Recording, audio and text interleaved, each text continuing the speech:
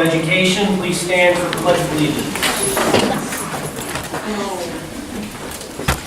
Pledge of Allegiance to the flag of the United States of America and to the republic for which it stands, one nation, under God, indivisible, with liberty and justice for all.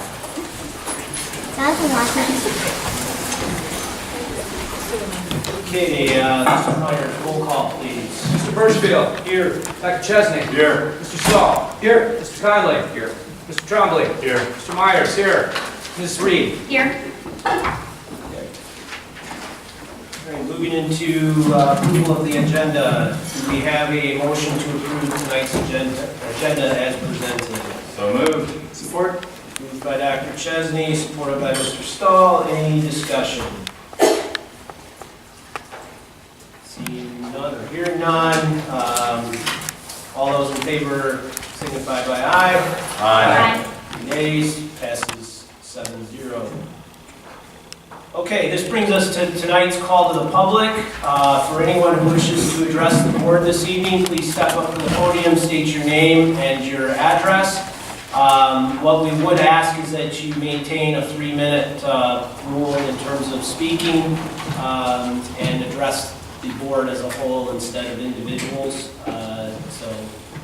And Dr. Chesney will maintain a clock for you and give you a yellow card when we hit about 30 seconds to go, and then a red card when we get to 0 time.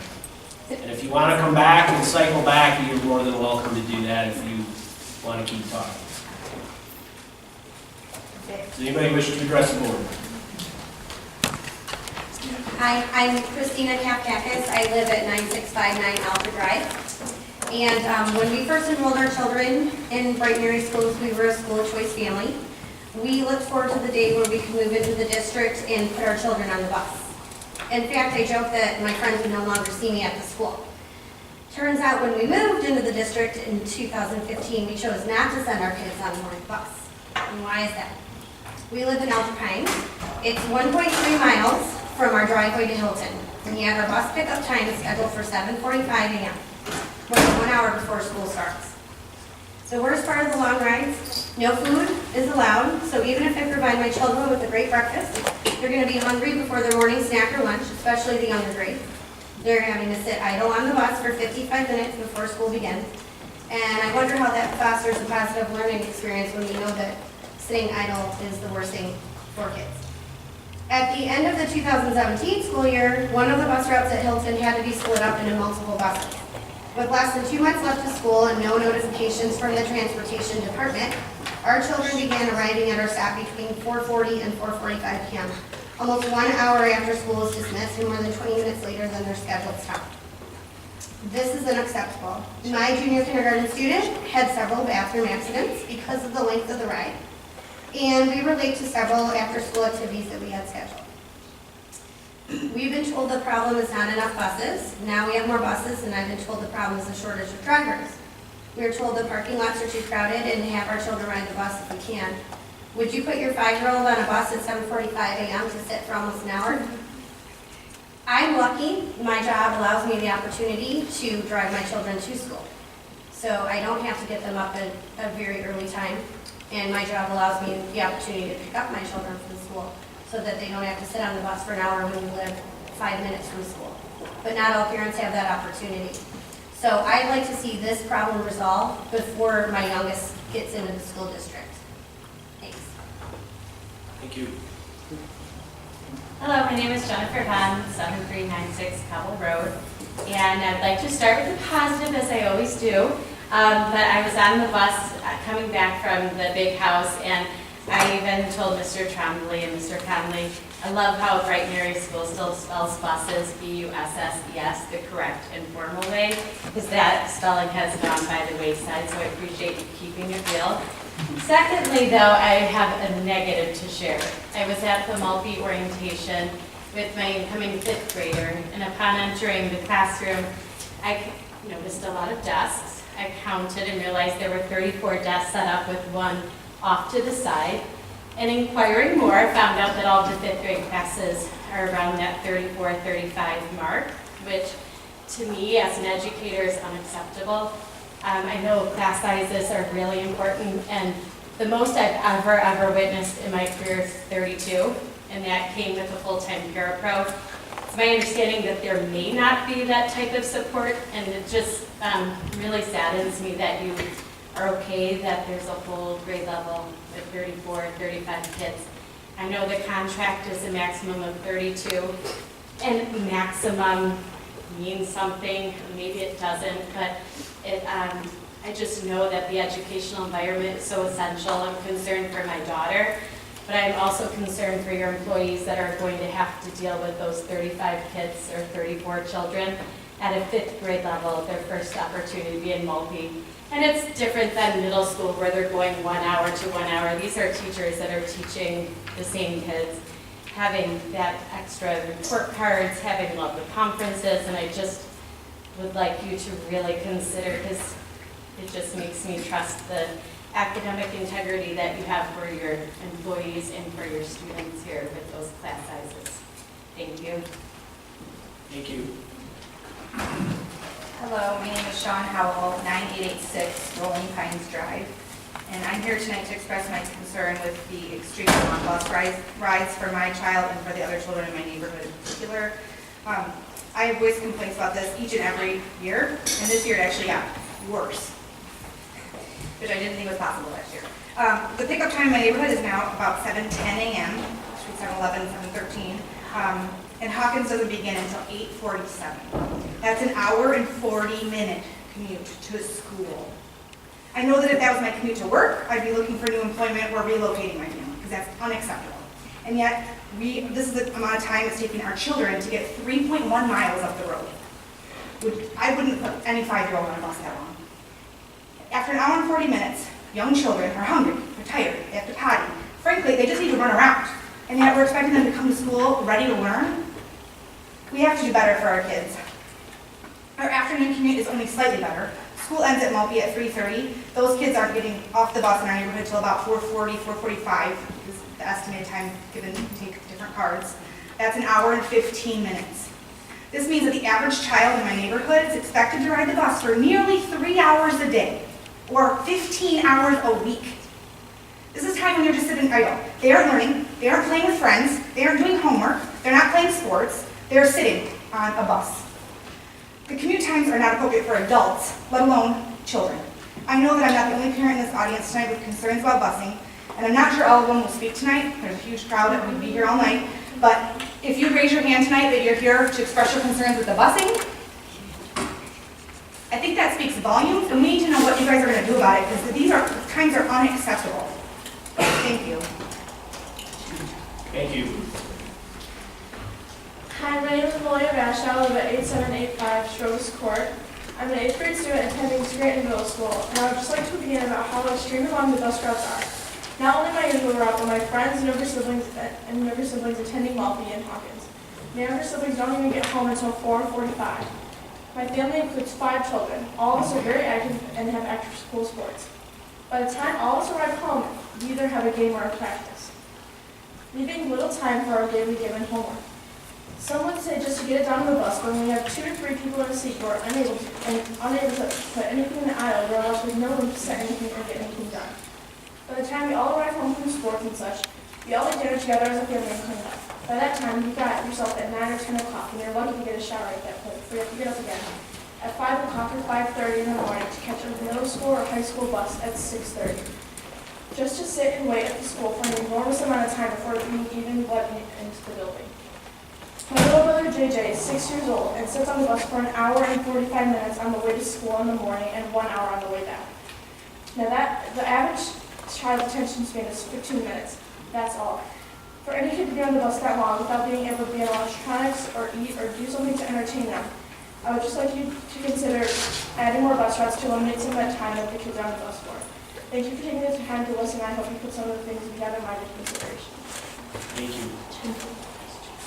I'm Cindy Mullen. I live at 1011 Rolling Pines. And first off, I'd like to commend Paula. She is one of the reasons I do put my kids on the bus. She's dealt with me for since my 5th grader was in kindergarten. So thank you. I appreciate that. My concern is the same as everybody else's. I work in Romulus, so I put my kids on the bus at 7:11 and drive to Romulus. And I get to Romulus at before 8:20, and my kids are still on the bus until 8:50, until they're allowed to get off the bus. This is not Paula's problem. It's her problem because that's her job. It's the board's problem to solve this problem. Obviously, this has been going on for year after year after year, and I feel we're financially a little better than the district I work in, and my district doesn't have this problem. This needs to be solved. Thank you. Thank you. Hi, I'm Kimberly Turner at 5141 Leland Street. I'm not quite as prepared as everyone else. I almost feel you guys are lucky. My daughter doesn't even come home off the bus till 5:15. She goes to Molly. Okay. This problems originated when you guys went to the two-tier system, and you guys privatized it. We had amazing bus drivers. We gave them benefits. They took care of our kids. They were there for years. They knew our kids. Now, they train here, and they go somewhere else where they get paid better. We have so many kids on our bus. The first couple weeks of school, they're sitting on the floor. And what the bus driver tells us, give it a couple weeks. Because you know what'll happen? Parents are going to start driving the kids, and it'll weed out. That's not acceptable. They weeded out, and then same thing happened with Spencer. We lost a driver, so we had to combine two routes. The original time was 5:40 or 5:20. My daughter got home. Then it went to 4:50. This year, 5:15. We live in town. We don't live that far.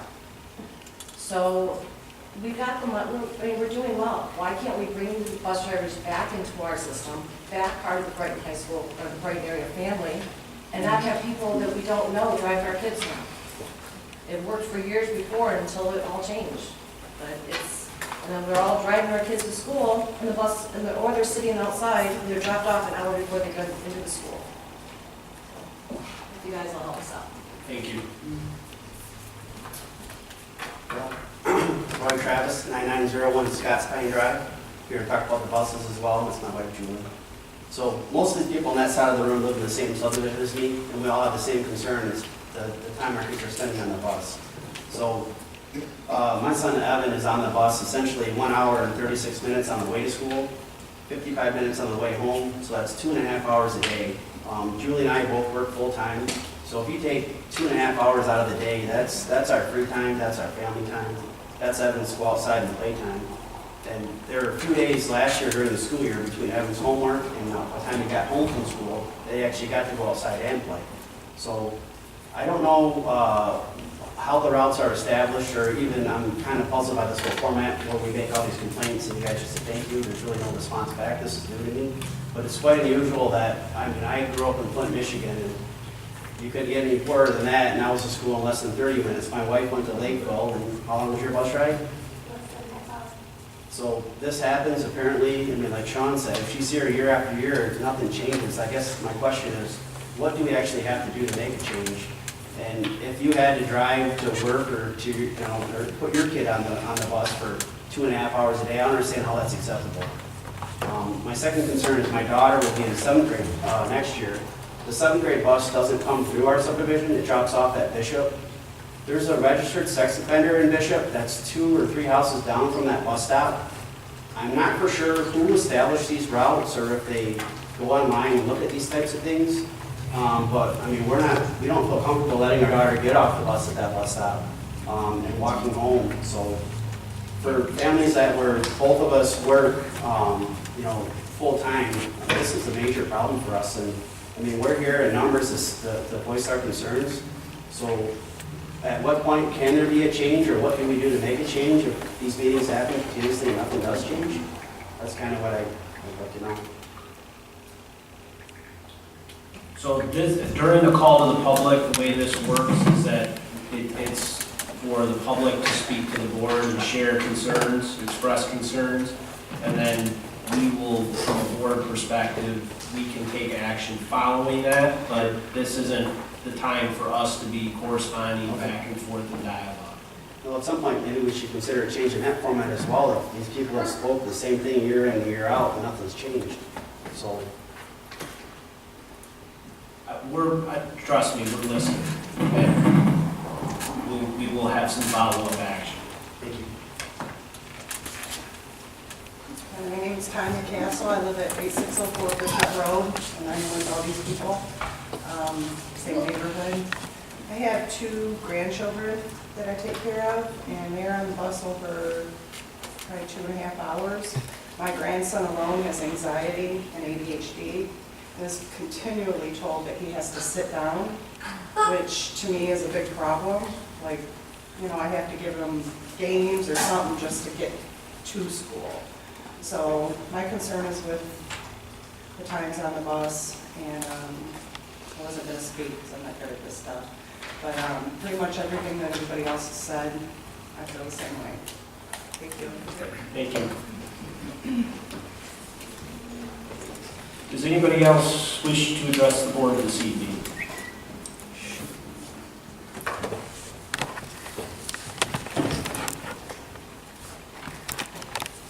I'm Sue Ellen, I live at 125 North 4th in Brighton. Please just make sure that they're, and this sort of, because that's a problem with the routes then too, but the buses were too crowded last year. You know, there really shouldn't be more than 2 kids on a seat, especially when you're talking about bigger kids who have homework to do. We had 3 across last year. Of course, if you have less kids on the bus, then you have less buses, you have less routes, you have longer drives. So, you know, they need room for their stuff. They need room to be able to work on their homework. And we live in a rural area. It's not a suburban area. It's not an urban area. So the rides can't be short. I understand that. They have to go very long distances, ridiculously long distances. So I understand that there's going to be some length to them. But we need to spend more money on it. We just need to spend more money on it. We need more drivers. We need more buses. And we need more infrastructure to handle the growing population in the schools. We have kids that are school of choice that are getting dropped off at bus stops. That makes it, you know, more crowded as well. And we're just not planning that in. You know, we're planning it into other things, but we're not planning it into the transportation. And as I said last year, we do sort of kind of count on the fact that parents will get frustrated and start driving their kids, and then it thins out, and then people stop complaining. But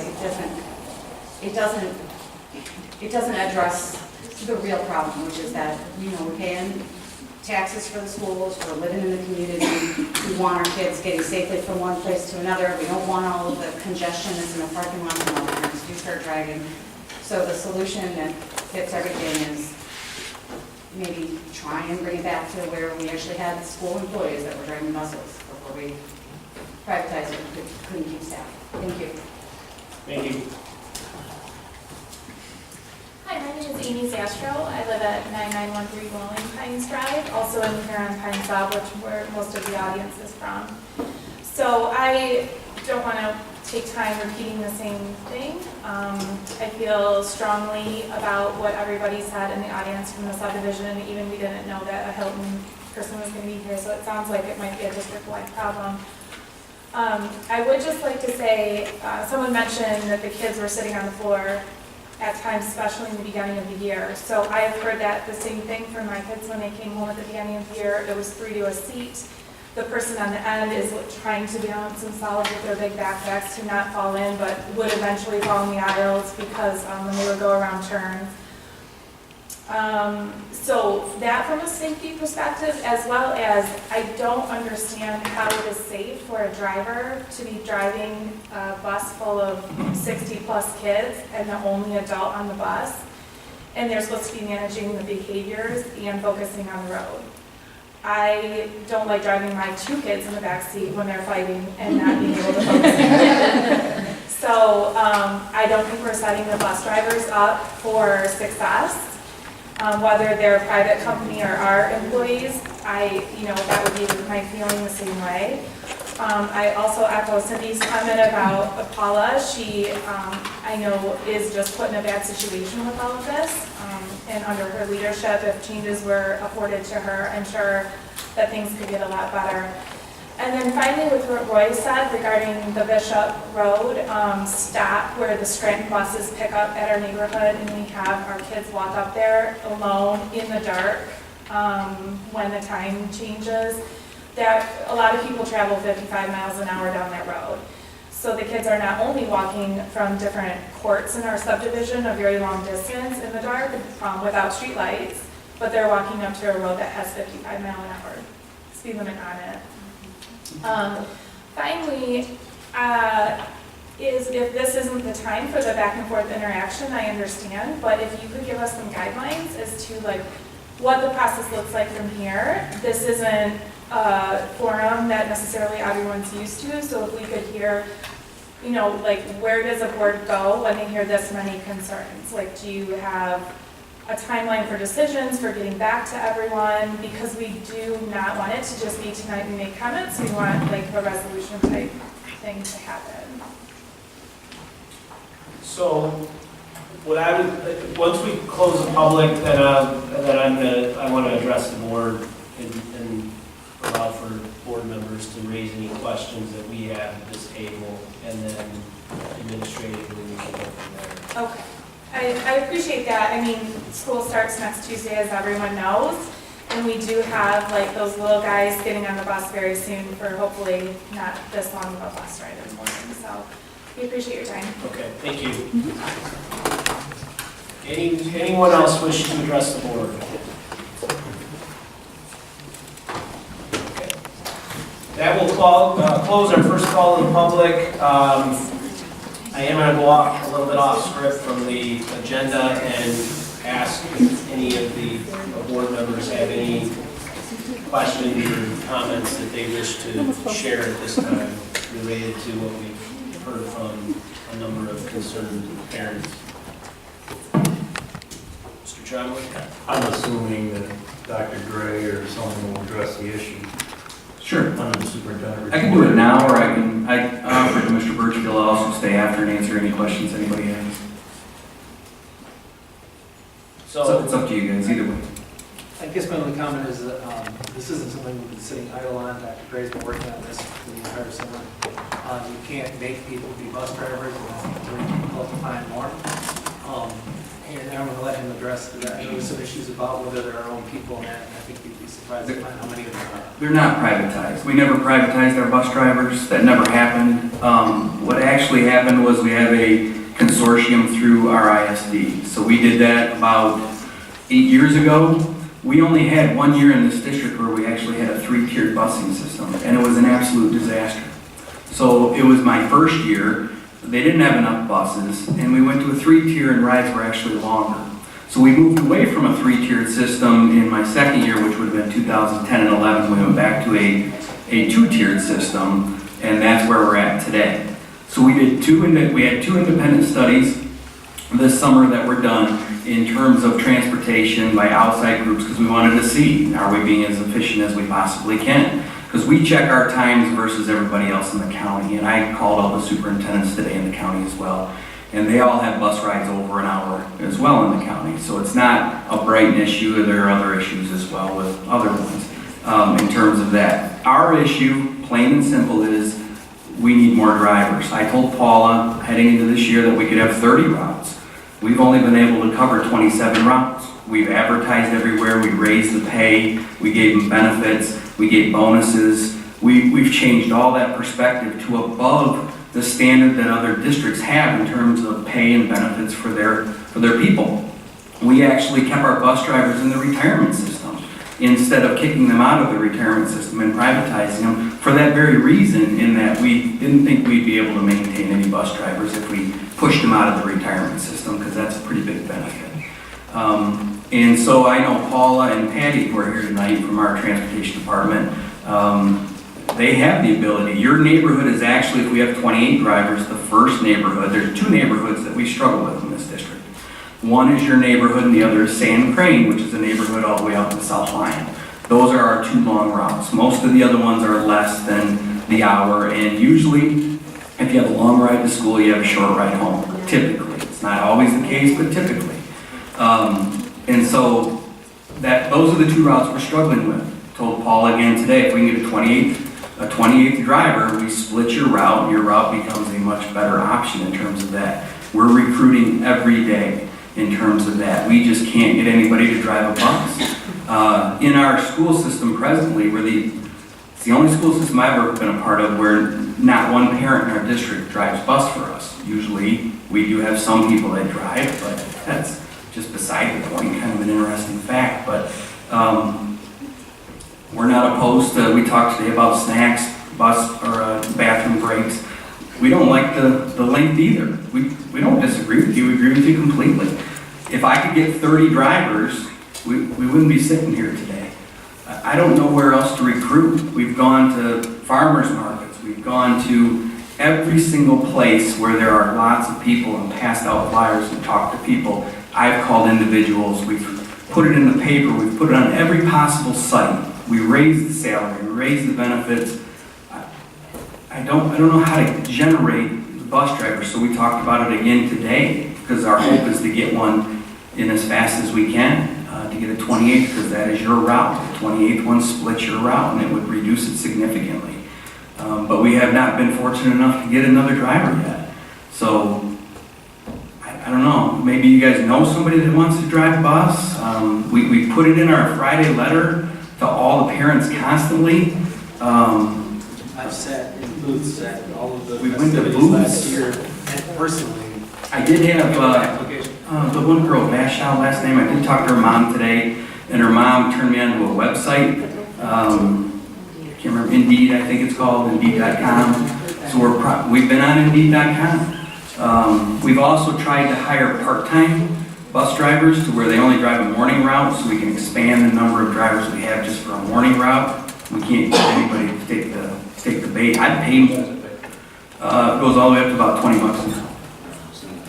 So if you know anybody, if you can help us recruit, we literally don't know where else to go. Am I allowed to speak right now? I think, flyers at the bowling alley and farmers markets are great, but, I think hitting Indeed, hitting LinkedIn, the way people are looking for jobs these days, they're not looking at, we're not looking for a job at a farmer's market or at a bowling alley. We post them everywhere. So we started going to farmers markets and those things after we post them on those sites, and we got no response. So we thought we'd try to hit everywhere. So we didn't just drop flyers off. We actually went to people at these places and asked them if they'd please be a bus driver. Talked about the salary, talked about the benefits. Again, I'd love to have 30 bus routes. We budgeted for 30 bus routes, and we bought 36 buses over the last 7 years. So our bus fleet is beyond where we even need it. We can't transport any sports teams anymore.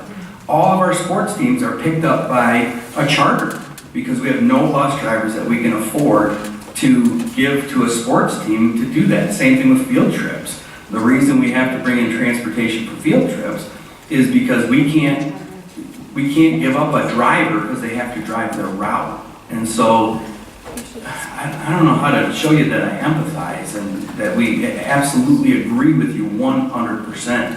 And we budgeted for 30 drivers. We have enough buses. They're not privatized. We just need more people to do the job.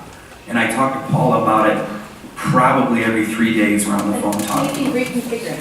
I know my friends at Horny, they have 20 minutes to and from school. And they're saying elementary, and we're an hour and 40 minutes. But there are some Hawkins parents that have 20 minutes full. Well, then we need to reconfigure it and share the wealth here. Make it painful for everybody. An hour and 40 minutes is. I'm at Spencer and I'm longer than you are. We live behind the bowling alley. So 5:15 is my daughter's drop-off time. So here's the other, so our independent studies that we did this summer, we had 2 groups come in, look at our routes, and we said, we want to know, people are telling us we're inefficient. Are we inefficient? What are we doing wrong here? Both of them flat out told us, you're the most efficient system we've seen. Here's the problem. And here's what they told us. You have too many bus stops. You should make your kids walk a half a mile to 3/4 of a mile to every single bus stop. And that's the first we've heard of that in terms of that. Now, I can tell you I have a group on the other side that would be very upset, and they'd be at the mic as well too, if we had people walking a half mile to 3/4 of a mile. Some districts make them walk a mile to the bus stop because you consolidate bus stops. Because remember, what also slows our buses down is we're stopping every so often. If I have 60 stops in the morning and I could have 30, obviously that's going to go faster. So that's something we've started to talk about when whether people, I don't think people are gonna like that either, to be quite honest with you, because this is not a sidewalk accessible town. And so that's part of my concern, is a lot of these roads that some of you have talked about tonight, they're not back roads, but they're kind of back roads where cars can travel 45, 50 miles an hour. So we hesitate to say, okay, everybody's walking over a half a mile to get to a consolidated bus stop, because I think we put kids in more harm's way. And so those are some of the challenges that we're dealing with. Excuse me, I have a concern. You've got kids that are being standardized testing. You've got teachers that are being evaluated based on the standardized testing. Have you done a study on how the kids that are on the bus an hour and 40 minutes are doing in the morning based on the kids that are on the bus 20 minutes? We could. I think you'd have to look deeper than just a bus ride at what their history has been and that kind of thing. But that's interesting. That's an interesting idea. So I'm gonna cut this off at the response. I'll stay after the meeting. I would like, there's some follow-up, Ms. Reed. Yeah, Dr. Gray, you mentioned that we've done 2 studies. I'd like to hear a little bit more about the different parameters that the studies Sure. looked at and the different options that we considered. Because I know obviously having more drivers would make a difference because then we'd have more routes. Yeah. Did we look at going to a 3 or a 4-tier bus system again? Never 4, we've had a 3. So we've looked at 3-tier. The challenge with 3-tier again is you need more drivers. So it doesn't get away from our quintessential problem. Our problem is nobody will drive bus. That's our problem. And it's not just our problem. If you ask any district across the state of Michigan where there's a deficiency in personnel, it's bus drivers. We're struggling with that particular group. And again, that's why we've raised pay and all that. So the other issue with 3-tier presently is you have to change start and end times in terms of your school day because you have to give a wider gap. We have a contract in place until 2019-20 that clearly delineates our start and end times in terms of our contract. So we could do a 3-tiered system. I see several challenges with that, and the challenges would be we'd probably have to have 32 to 34 bus drivers. We can't get 28. So that would be a big challenge. We'd have to bargain that, which I don't think would be a huge issue. The problem with our 3-tiered system in 2009 and 10 was we had the same gap of the 20 to 22 minutes in between our drop-off and pickup times, which didn't allow kids to get to school on time. We had constant tardies that particular year. It was a disaster. It absolutely was, because I fielded all the calls that year too. And that was a system that was not set up for success. Now, a 3-tier system could be successful, because what you have is a separate elementary run. You block your 5, 6, 7, 8 together, and you block your 9, 12 together. You need more drivers. We have enough buses. You need more drivers.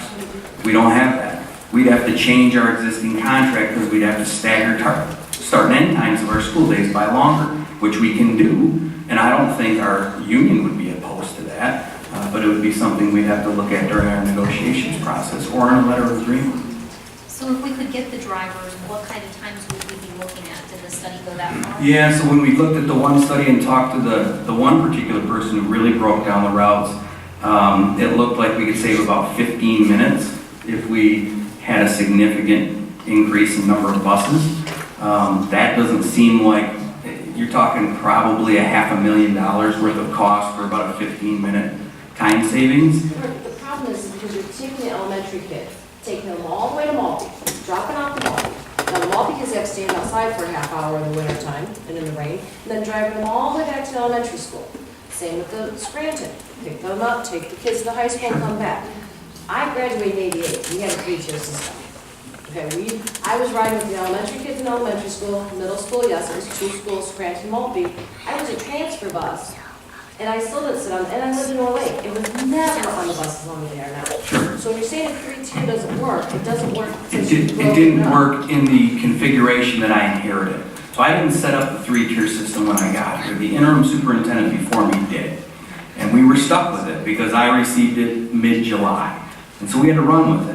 That one was a disaster because it didn't take into effect the 4 grades between Maltby and Scranton as opposed to the 3 grades when you had Maltby and Scranton as true middle schools.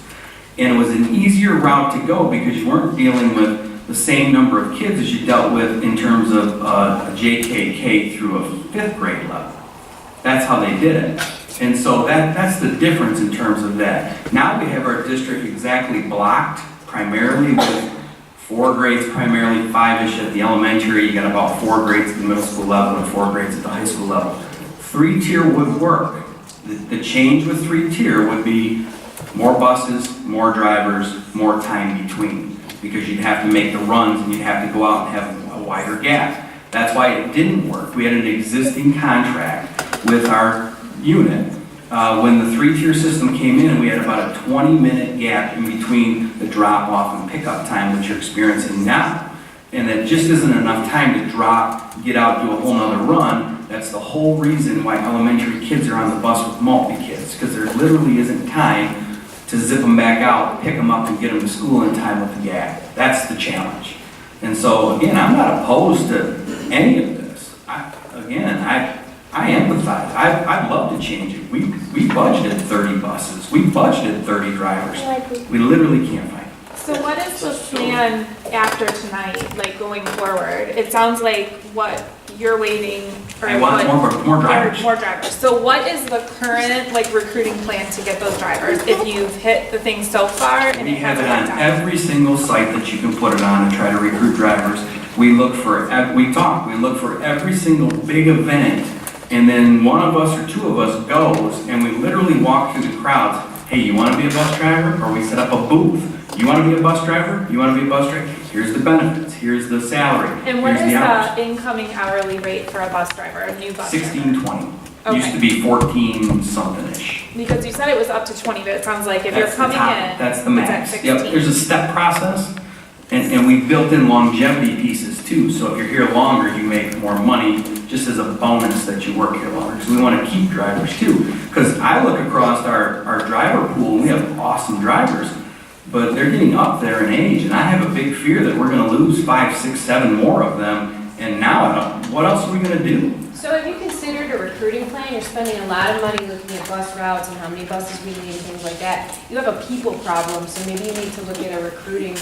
We'd be open to suggestions, because again, we have recruited in every possible environment that we can recruit in. If you have other ideas, we'd be all for it. Because it's not just a place, you need to find people. There are people out there that can help you find people, and maybe that's what we should be looking at versus. If you have those company names, I'd be all over Absolutely, I it. should get All you over some- it. Mr. Stahl? Yep. I'd just like to interject, but, you got to think about it like this too. I work in an environment where it's a lot of truck drivers are used, it's an energy. We are constantly trying to find CDL drivers right now. You can't find them because everybody is as busy as they've been in 30 years. We pay for the license. So we pay for the training. if we went back into a recession, then I don't think anybody wishes that upon anybody. But if we were to go back there, you'd have a line of them at the door wanting to do it. It's the time that we're trying to do it as well. Right. It's a good thing, but it's a big problem. It's a hard job too, because you work in the morning, you have this gap in your day, and then you work in the afternoon. And so we've even tried to open up interior jobs in the school to where they can drive bus, work in the cafeteria, drive bus again. We've tried to split it, which we've never done before, to where we say, okay, you're just a morning driver, and then you have another job that you can go to. We haven't got a lot of success on in terms of that one. So again, I'm hopeful you have some other spots, because we feel like we've put it out every possible place that we can find somebody, and we just are not coming up with a lot of people. And again, this isn't a Brighton problem. When I talk to the other transportation departments, they're over an hour too, and they're struggling to find drivers. We're poaching each other is what we do. We try to raise our salary so it's higher than the neighboring district, and I try to steal their drivers, and then they try to steal ours. And it's just how it works. You mentioned that you don't have a lot of relatives, parents, or grandparents that drive, right? Zero. We have zero. But I didn't realize that, and I wonder how many other people don't realize that. So I don't know even if through your weekly letters that you send out, a flyers put together, paid training, holiday pay, all. We did that. I put in probably 12 straight letters. I did. And we changed the salary, and we put that, we have signs everywhere, we're parking buses everywhere with big banners on the side of them with the hourly rates on them, phone numbers to call. Again, it's not saying that we've thought of everything, because maybe we haven't. So I'm interested in more ideas in terms of that. I'm interested in the idea of, Can they have snacks on the bus? Do they need bathrooms? I'm all about that, because again, if Paula called me tomorrow and said, hey, I just got 3 more drivers, we'd run 3 more routes. So the next driver you hire will have a positive impact on the year-round mindset. Absolutely. Because that would split, Patty, you can probably tell me that would split that route. It would split the route. Also, I want to let you know too, Karen, I drove for 27 years and now I'm in the office. Patty, you need to get back on the bus. Yeah. She drives almost every day. Yeah, because we and use I her do as a drive. side. I do also drive. And So on does the Paul. board, I have driven some of their children all the way through school till they start driving themselves. Okay? And I do realize something. I started driving when I moved here to Brighton and my son was in 2nd grade. He's 36 now. And I drove, the reason why I drove was because I drove in the morning, I was home in between, I got dinner done, I got things done. Afternoon, I went back. Got home in time to help them. But what I liked about it, I was fortunate enough that I turned around on holidays, I'm not paying a babysitter because I'm home with them. On half days, or you have a day off, guess what? You're home with them. You're not paying a babysitter. And guess what? In the summertime, I was fortunate enough, I got to stay home in the summertime with my son the whole summer. So it benefits mothers or dads who aren't to benefit. See, we need this testimonial on the radio, on the website. You know? Like, we don't, like, more than just a flyer. This Like, is a what testimonial we that can go say out. at the events. This is But- what I This is tell what they moms say. when they come to me. No, You know what I mean? And it's like, I am not kidding you. I mean, because I was fortunate enough that my husband was laid off in the wintertime and he worked in the summer, so it was a switch. So my son wasn't with babysitters or daycares and stuff. But for women that are out there that are not working, that would like something part-time or something like I said, at first I thought I was going to do it for a few years. I ended up doing it for 27 years. You fall in love with the kids on the bus. You know, you get really close. I had the same route for 22 years. I had the same route. So what I'm saying is you connect. I mean, you might hear nightmare stories. It's not true. Kids are good on the bus. They want to get you make their day. You know, when they're having a bad day, you give them a hug or ask them what's going on. You're the first person they see in the morning, even if they're having a bad morning. I'm telling you, it's a gratifying job. People hear nightmare, and it's not true. I love driving. Now that I'm in the office, I enjoy doing that because I can talk to all you guys, but I truly miss my kids. I truly do. It's a gratifying job. And I'm not pushing that because I'm here. I know you guys are upset. I know you are. If I were in your shoes, I would. If we had the drivers, none of us would be here. We could use 3 right now. We could use 3 right now, and you guys would be. Yeah, most of us You would are be teachers. Teachers and Yes. nurses. I mean, we all do But have, I'm we all telling do you right have now, jobs. if you know anybody, I'm telling you, we have great trainers, and it's perfect for We have a moms. clear, okay, so I'm gonna stop again the conversation. Mr. Conley, you have a question? Or a comment? So I go back to the days when busing was canceled. Busing was canceled, right, due to budgetary things. Didn't have enough money, didn't have enough money, and had to pass bonds or had to raise taxes to do something with the buses. Well, it wound up, we didn't have to raise taxes, and we want to put the buses back in. But it didn't go perfect. And that's what our superintendent inherited. It wasn't perfect, we got put back into place. It was, there was some budgeting and different things, and then when it was switched to LESA from the system we had, it was a savings, it was a budgetary thing. It went from, let's use a number, approximately 2.2 million, give or take. I think LESA's price to us was 1.8 million, give or take. Say 300,000-400,000. You're within the ballpark. Again, these aren't exactly, these are old numbers, but they, in recollection, being here, and every parents that were very upset when there wasn't any busing. None. I think, do we need busing for the grade school? Yes. It was high school. No, high school. That was high Oh, school. yeah. And I think- Well, busing is not constitutionally mandated, that's why they did But it. it was on the line, even the grade school busing was on the line. That's why the parents were all lining up, and they're all, some had students, going to 3 different schools. So it was a big deal. So then, our prior superintendent got the busing back in place, and 2 superintendents ago. And then Dr. Gray, I think under your tenure, you worked out the deal with LASA. Correct. Okay. And then we kind of organized as a community to get better pricing. Overall, which I think it did do. But I will share with you, this is the situation. We are still trying to save, and over the last few years, we've talked about expanding dollars spent in busing, and I have pitched it even to bring it back home. Again, there's reasons to and not to. Perfectly capable operation that can run themselves, but the costs and the value, is it worth this or worth that? But to hear the time on the bus situation, and also the overloading of buses. Okay, we have buses that are over capacity. And the other thing I will say also about the routes, is I heard somebody say something about a potential safety issue. I guarantee you, if anybody called our superintendent on that issue, or the head of the busing department, they would look into that immediately. And I know that from the core ethics of what they do every day. So there's some things to work on. This time is an issue. And I reach out, remember, I'm speaking as a board member tonight. I think it's my opinion. Doesn't mean this is the opinion of everybody up here.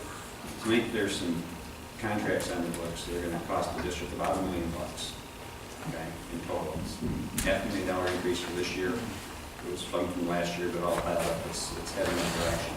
So I'll share with you those dollars, how they're spent, are the choice of the school brought to us by the superintendent. And there's ways to invest more money in busing. And this board has the authority, providing the budget allows, to do those things. And I think there should be a time set that people believe is a fair amount of time that it takes. The student should be on the bus. Whatever that. Well, can't always be other provided you vote for us. You contact your board members and what you think is a reasonable amount of time.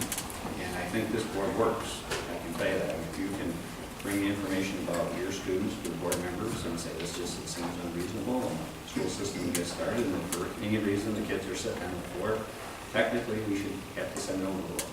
And I think that our director of busing takes care of that when she's been informed. I can't speak for any of them because I wasn't there.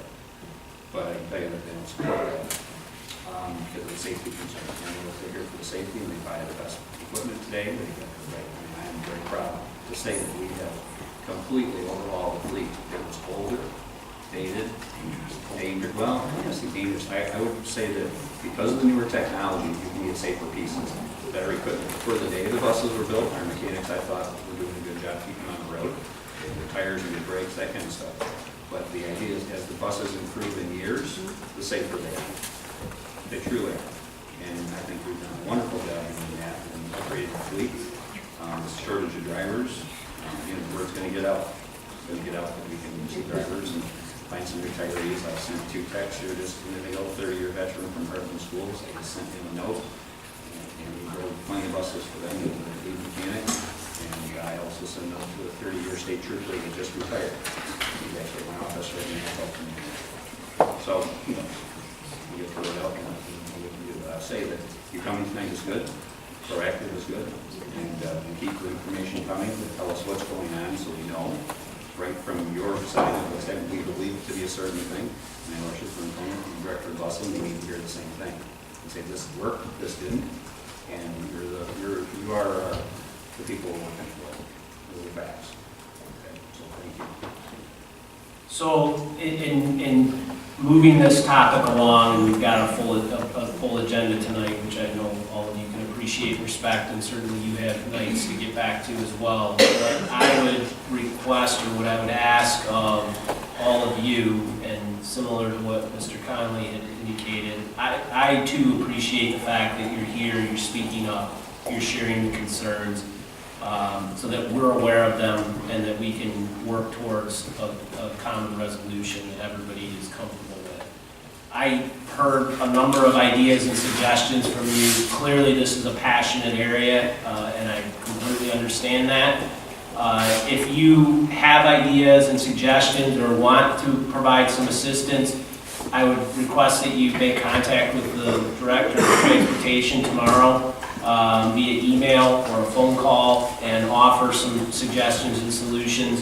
The other thing that I would ask of our administration and our superintendent is that we work on reformatting what our recruiting plan is for this space, as well as contingency planning for in the event that we have a number of drivers that are off sick or in a position where they can no longer be driving a bus, because this sounds like we're in a situation that, you know, we lose 1 or 2 drivers and we're in dire straits, and that's something that is a significant concern to me, and something that we need to come up with a plan to address. So what I would like to see from the administration by the end of the week is some kind of recruiting plan recommendation of what we're going to do to address getting drivers in here. And it looked really good, Andy, with the bus hat.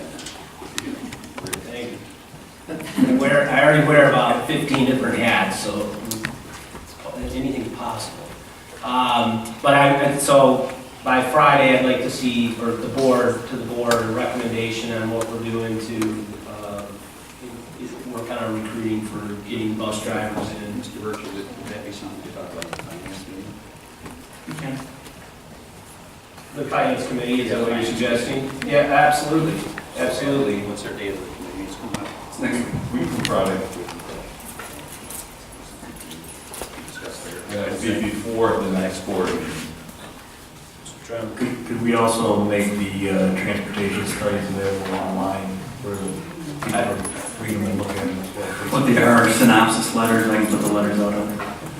That would be great. And again, it's gonna come down to the same thing. We need more drivers.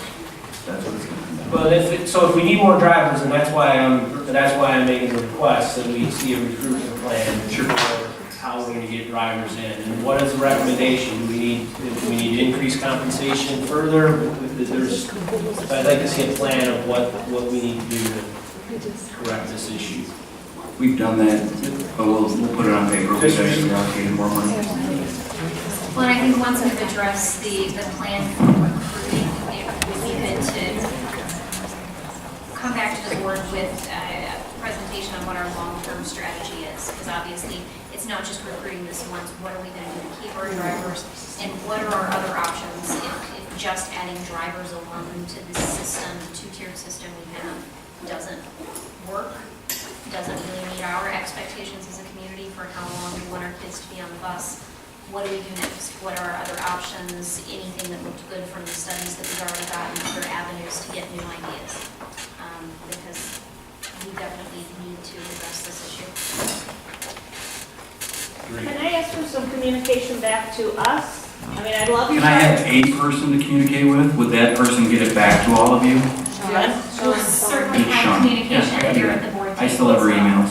But we have other parents representing other schools. I can find you on Facebook, and I'll come up, I'm not worried about that. So I'll correspond with Sean, and then I'm assuming she will get it to the rest of you. Is that correct? That's correct. Okay.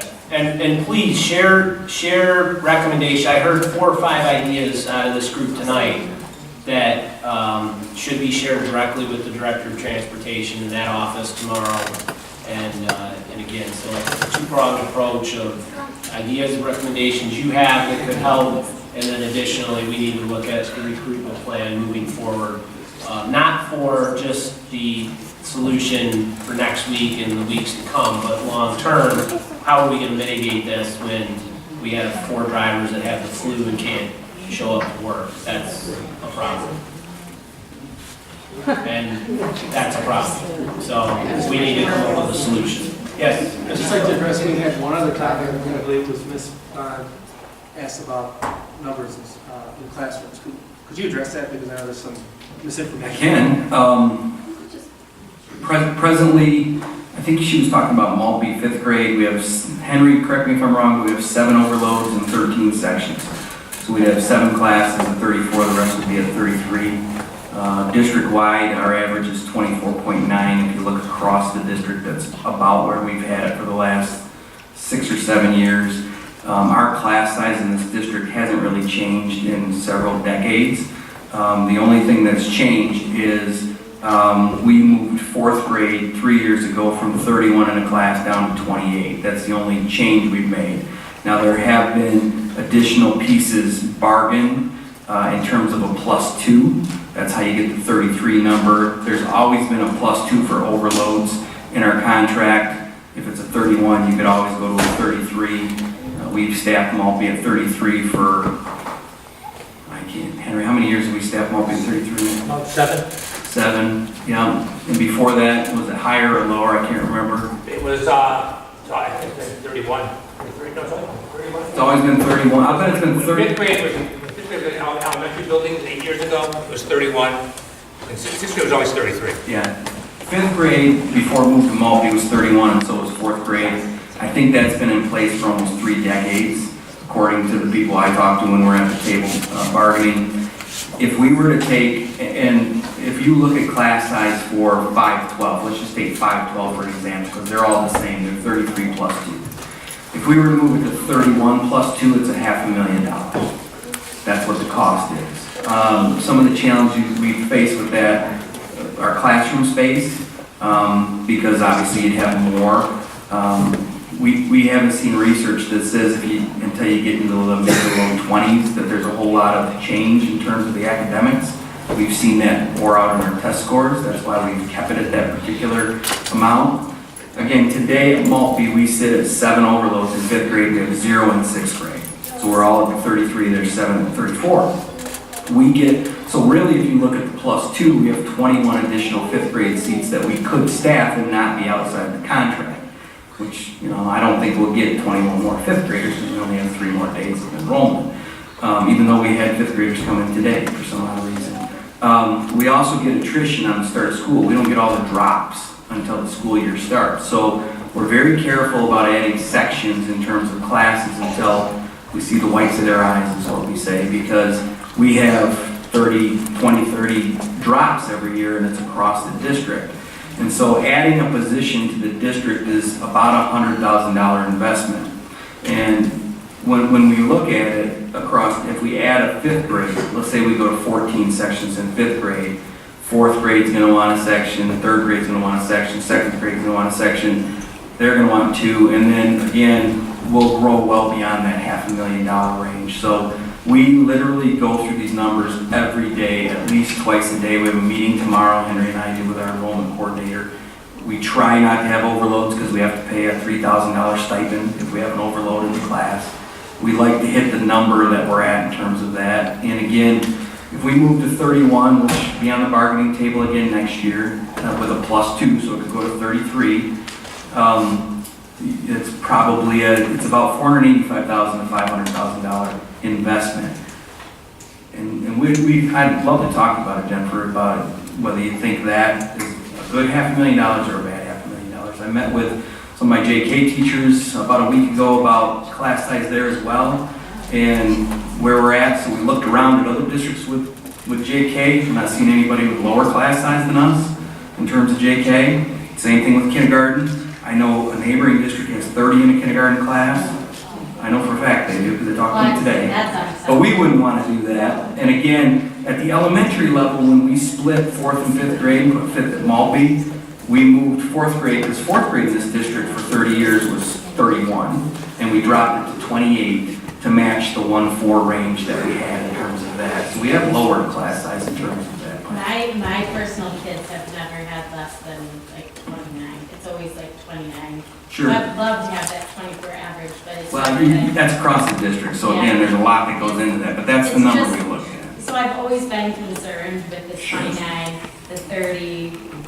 This was just like, I know as a teacher, I would hate it. I think where the rubber hits the road is when you get below 25. I think you feel a significant change. I understand. And the research will say you got to get to 17 or below before you can make a significant change, but that we wouldn't have classroom space to do that one. It would be millions and millions of dollars to get to that point. It's the same thing, how you want to look at it.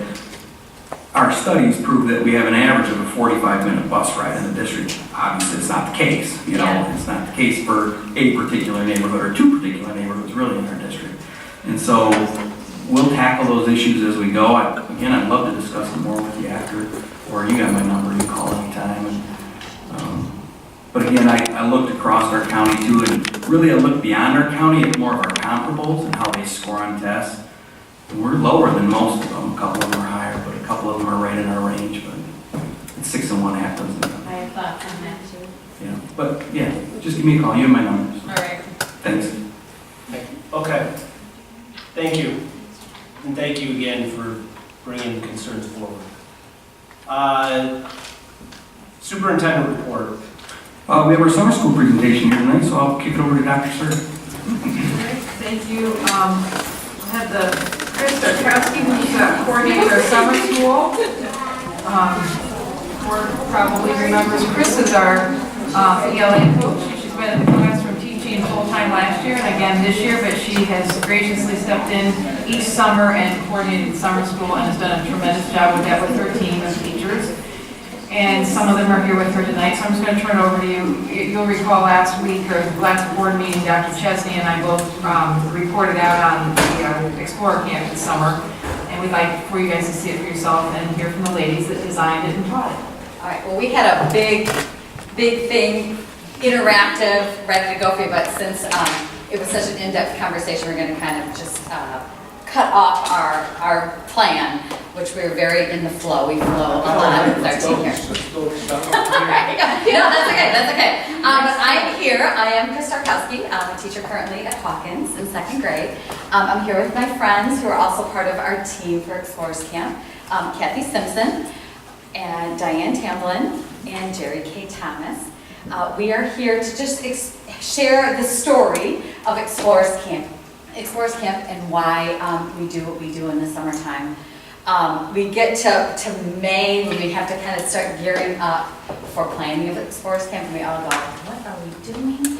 Why are we doing this? Because school's crazy, and then working on this is real crazy, and lots of question marks in our brains.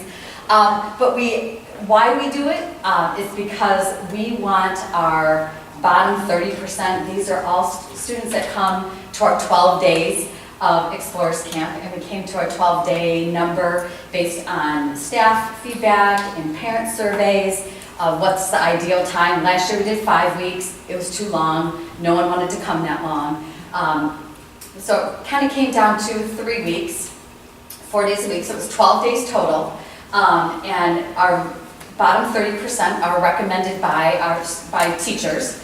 And anyone who registers is welcome to come. It's a $25 registration fee to come.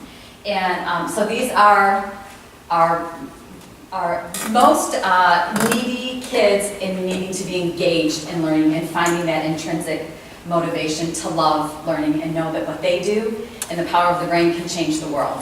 And that's why we have a format that we don't call summer school anymore. We call it Explorers Camp because it's a very enriching, engaging experience that's twofold. One, to know that their thinking and work and research can make a difference in our community. And second, to build up them as people in their hearts and find their strengths within themselves. Because these are children who come pretty downridden in their learning experiences. So part of our job is to touch their hearts and getting them ready to move into a school year empowered to do their best work and best thinking to make their school and world a better place. So we started out camp this year with our friend Laughing Moon. Our theme we learned about Laughing Moon through Vicki Brzezinski, who's a teacher at Spencer. She used to work with him, and he is really awesome energy-wise, and he has a business called Superhero Training Academy.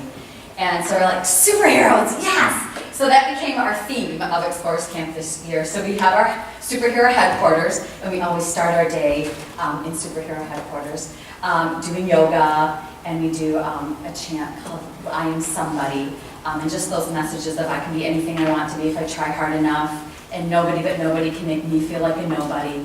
And they hear those words, and they hit their power poses to say their favorite line that's going to give them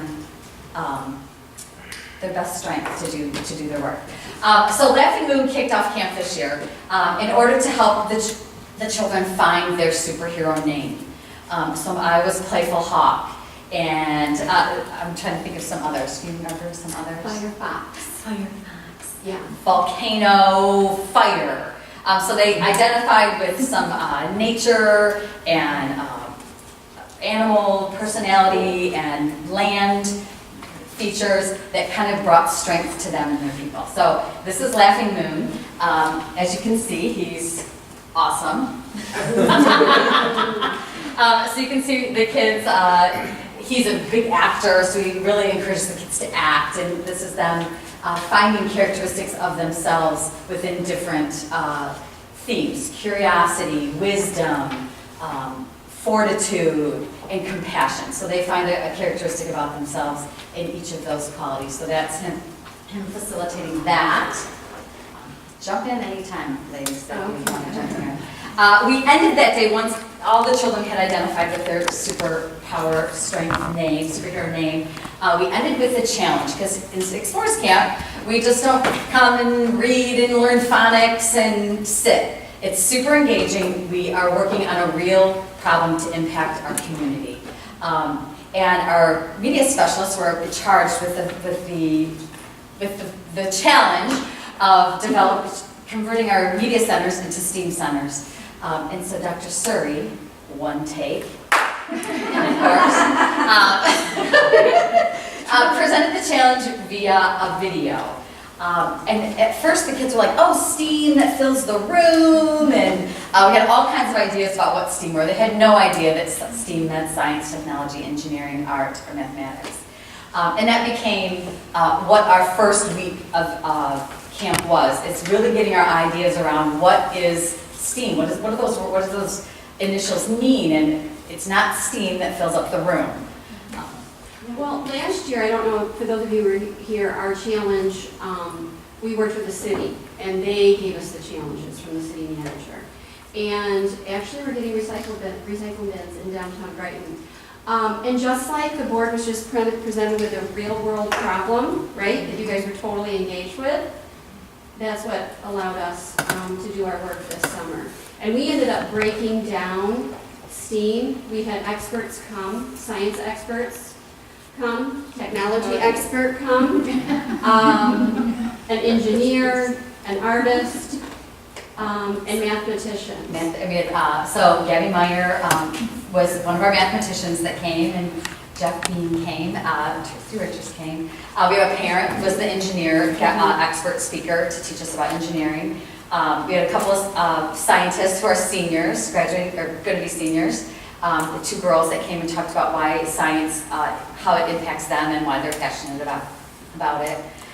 So keep going. And then part of our learning and research, and we went on an expedition. We took the kids to Lindhouse Architect Studio. Oh, I'm for a field going to trip. back up one second. Okay. With our experts coming and visiting, we created experiences in class to help them understand, okay, if we are listening to the engineer, here's what engineers do.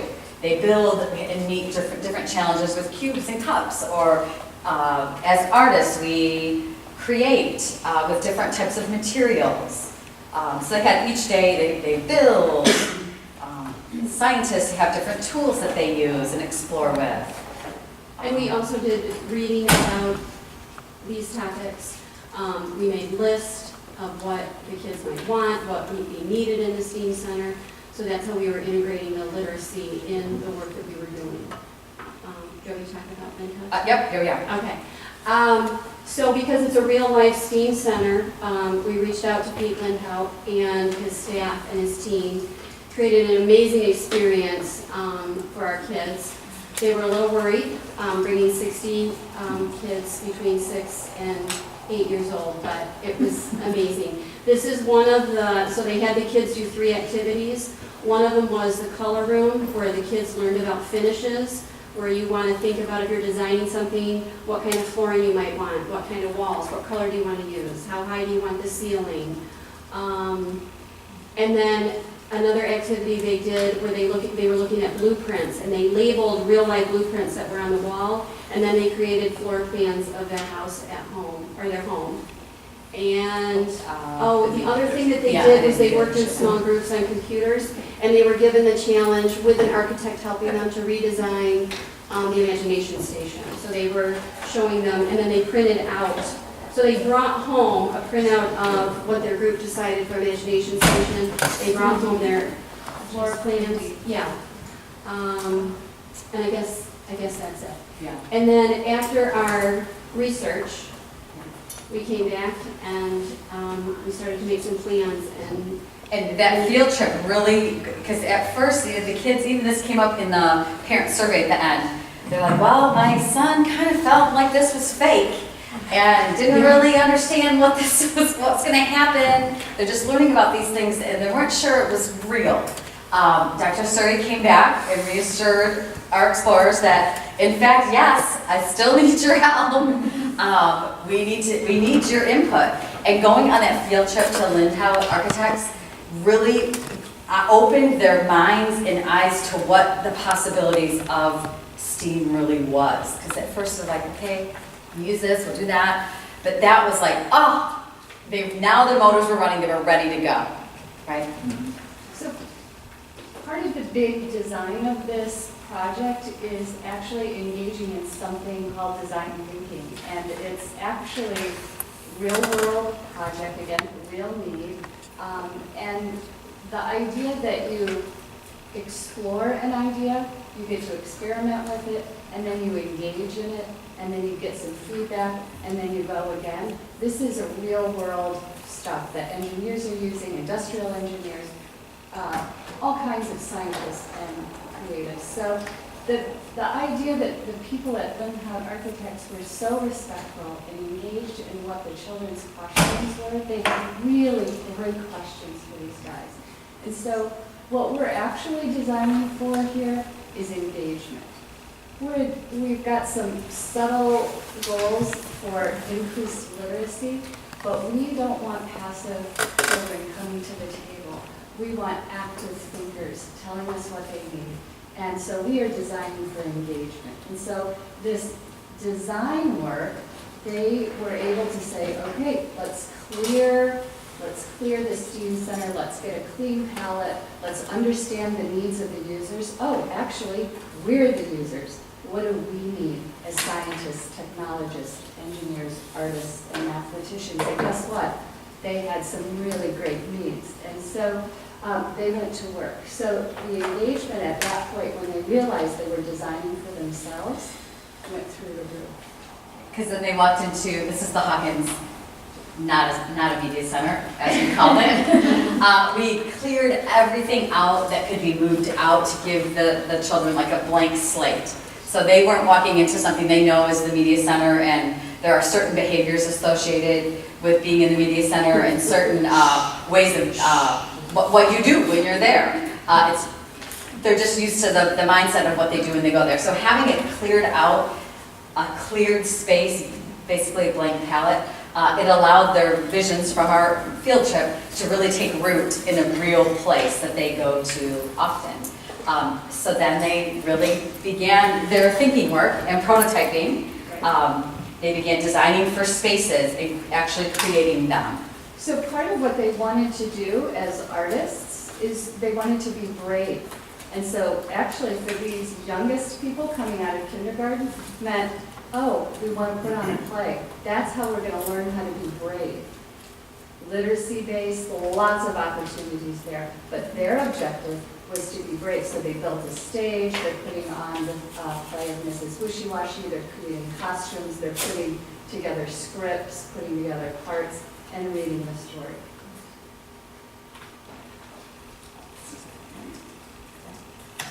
I know it's so small. I didn't spend a whole lot of time on this stuff, as you can tell. And this is just more design work in the STEAM Center. Mm-hmm. One of the interesting things, one of the ideas was flexibility of space to be used. They knew that they needed to work with small groups and large groups. Maybe sometimes they needed large spaces.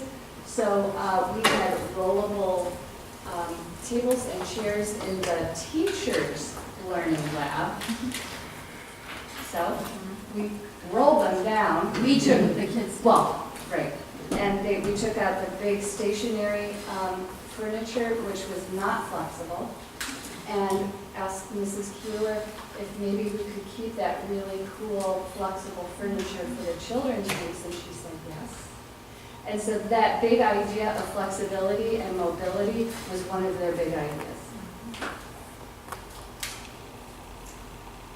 They are working as artists to create a community piece of artwork that would, we had each group create a certain color theme, so it would be, they learned about wayfinding on our field trip, where different colors could lead you to different areas. So each group created a common piece of artwork around a certain color that would be hung over the science area, the technology area, the art area, so that children could clearly find the work that they wanted to do for that particular day.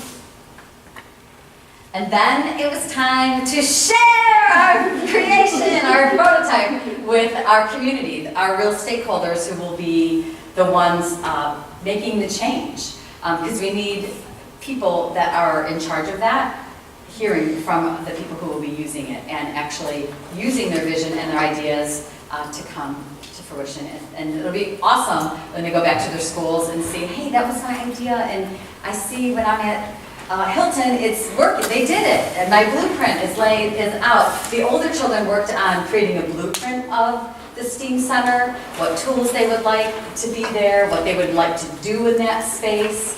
Because they were like, well, I'm a scientist, and when I go outside on recess and I find some cool stuff, I want to be able to go take it apart. We found baseballs and softballs, and they cut them apart, they opened them up, they took them home and sawed them off, and sawed them in half and brought them back and say, look what's inside the baseball, or look what's inside of the softball. So that natural curiosity when you say, well, what is this? How is it built? All of that was in their blueprints. And so blueprints are going to be at each of the schools. They're divided up, so they're already at the schools. And our hope and plan is that all of the kids over at Explorers Camp are now experts. And we're hoping that the STEAM Center teachers will be calling on those experts as they finish planning and designing, and as the STEAM Centers evolve at each of the elementary schools. And families came engaged in the STEAM Center as well. So the Explorers could share their thinking and their work with their families. It's a little bit different. In 12 days, there's not a whole lot of family engagement. When you have a whole year, we need a lot of family engagement. But 12 days, it's go time. We have 3 hours a day. We don't have much time. So it was fun that they got to come in and experience the feeling of what that work feels like inside. So at the end, we value input from staff that works there for our 12 days, and also the families that send their children to us. So some of the big positive responses we got was Charlie really liked the project that you were working on, he was working on for camp. It was something that would be used in real life. At first he was exploring the project, but he was sure that it was fake. But then as camp progressed, he grew more and more excited and proud that what he was working on would really be in school. He even told our friends and family about what he was working on and what STEAM means. He wasn't thrilled about doing school stuff, phonics stuff, because the older kids, we did have some directed phonics work. But I think the other aspects of camp, the project work, the field trip, the cakes, masks, outweighed the school component for him. And just some specific work that they did while they were there. So that's always great to hear that mindset of children is being changed. And how has the content of camp days been a benefit to your child? Can somebody read that? Can you see it? Yeah, I never once told him that camp was about boosting or maintaining literacy for school. I told him that he had been specially asked to come to camp because he was known for wanting to explore. And I feel like the atmosphere of camp added to that feeling of being special. And I'm so grateful. He is more confident and really feels that he is both unique and capable. I wish that school for him, well, for all kids, could be always this nurturing and encouraging of true independent thinking and purposeful learning. And I'm so thankful I have that Explore in my class this year. Yay! So I'm super excited about that. So at the end, we come back together and yep, it's gonna happen. And it's happening, people. We're standing up. Oh, can we turn Did it you up? find the sound? Yeah. I'm wondering if we can we turn on the sound? Okay, we have a superhero oath that we certainly want everyone to be a part of. But in order to do the superhero oath, you have to have a cake, of course. So we have some colors. Do you like purple? It is a floral color. You are queen.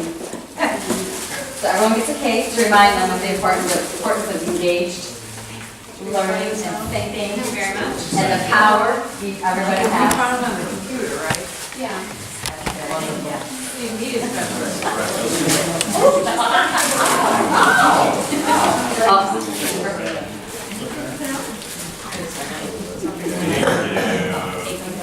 Excellent, I love that. Oh, yeah. Put it on, you gotta put it on. Let's see it. And this is, we're gonna have you a bunch of cakes up, come on out. Everybody can stand up. Yep, come on, join us, everyone's got superhero power, be a part of it. Good energy. Come on up. Yeah, that's a lot of sitting. Way too long. Coming out. Oh, let's go, Tim, let's go, Tim. Henry, oh, you're never too busy to be a superhero.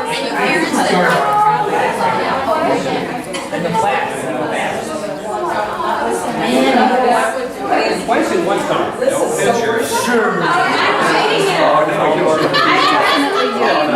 That wasn't the real Social media. Tiny little cake. It's tiny. Our left hand is going to be right there. Maybe not to, but. Yes, right in front.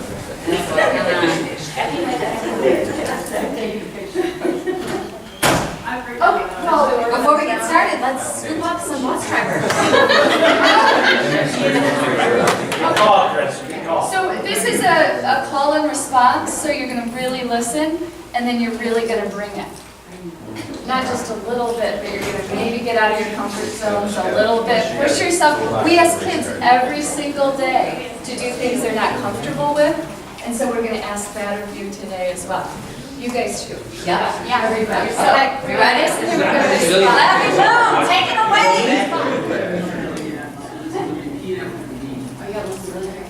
Other way, other way.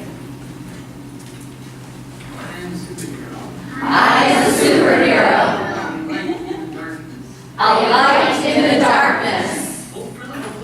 Hope for the hopeless. Help for the helpless. Huckleberries for the hungry. And ha-ha-ha's for the heartbroken. And ha-ha-ha's for the heartbroken. When the noogie of fear is here. When the noogie of fear is here. Boo-yoo-yoo is here. Boo-yoo-yoo is here, clear. I am an joy. I am joy. I am wisdom. I am wisdom. I am compassion. I am compassion. I am 4-2. I am 4-2. And even if a snarling monster stares me in the face. And even a snarling monster stares me in the face. I promise to uplift the planet. I promise to uplift the planet And make it a peaceful place. and make it a peaceful place.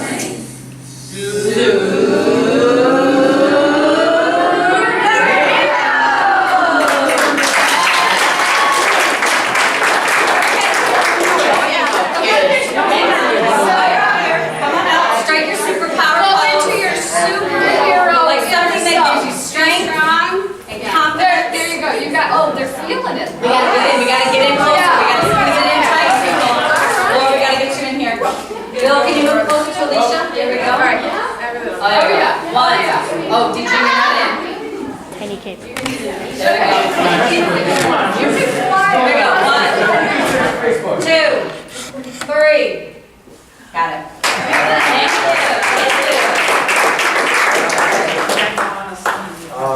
Next time you got a chance, put that cape on. Oh, no, it's yours. You need it. You need it. We got a bus problem to solve. Let's do it. Let's do it.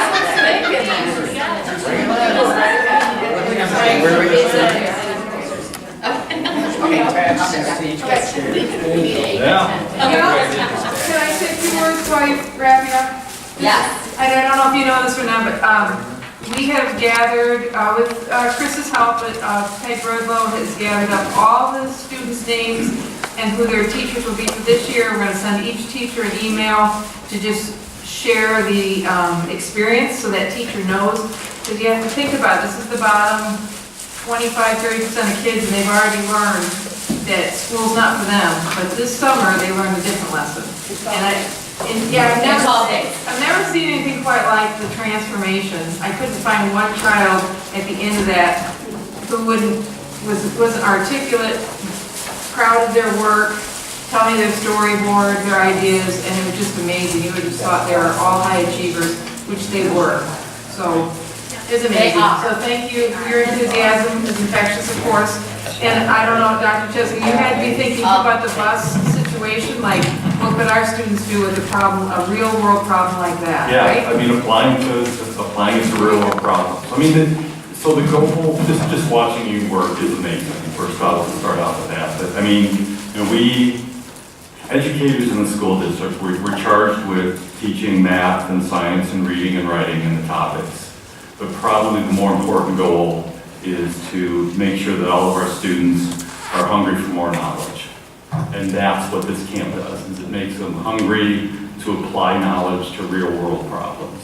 And that's where the rubber hits the road in education, and you just did an extraordinary job this summer on this. And so know that, speaking for myself and hopefully speaking for the board, we're exceptionally proud of the work that you did. Well, thank you.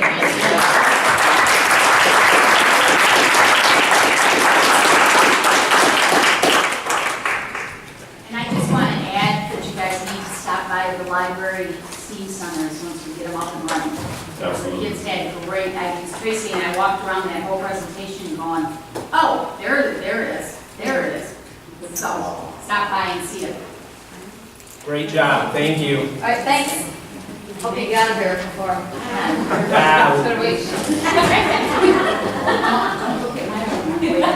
Okay, anything else on super report? Nope. Board of Education bulletins. Oh, wait. Okay. I'm so sorry, I forgot. Henry's here with a couple of things before you get to the new hires tonight. Just want to make sure you have everything before you go. Yes. Good evening, board, Dr. Gray, Dr. Suri. As you know, 2 weeks ago, I shared with you we'd probably adding some people onto the board for action for tonight. I did give you the resumes in front of you. We hired a .5 teacher at Hawkins, Melissa Smith, due to the person she's replacing going into full-time coach for Dr. Suri. Melissa's going to be starting at Hawkins. Andrea Lundy is a 1.0 English teacher at Brighton High School. She's coming to us because we had a resignation a week prior to that. And then Marianne Johnson will be teaching over at Scranton. She'll be teaching English and social studies due to the fact we couldn't find an ASL teacher and we had to move some people around. ASL is American Sign Language. American Sign Language, I'm sorry. So I think this is it for this school year, because we're getting ready to start school. So if you can put these out for action, we would appreciate it. Okay. Any questions? Thank you. Thank you. Well. Okay, Board of Education bulletins.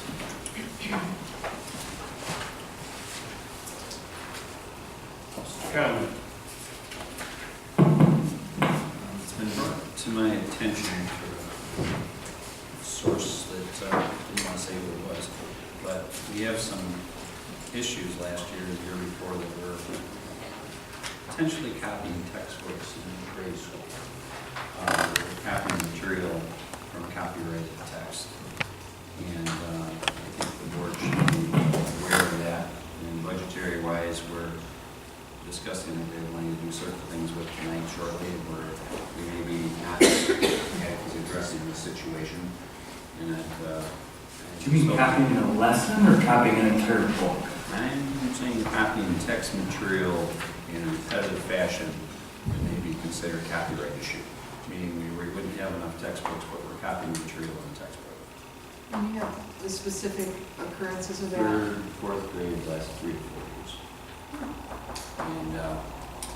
And I guess if we could check into that and make sure that we have the proper number of books and materials, and I'm hoping I guess yours here tonight to discuss where we're at on book budget and things, but there are rules of the road with that, and I guess maybe on the superintendent's side, we can put that message out there about what the rules are from publishers, that we are technically not allowed to copy. And then we ran a couple little things that talks about the protection of that. Copyright Act states, work of authorship includes all the types in the ad. There's some organizational things. If you could give me the specific subject area and that kind of stuff, just share it with me, because Sure. this is news to me. Well, I'll send it down, and you can find a different source for schools themselves, and get that out to our teachers, and if they need to come to us to ask for budgets for textbooks, so we do that properly, we'll do it. The other thing,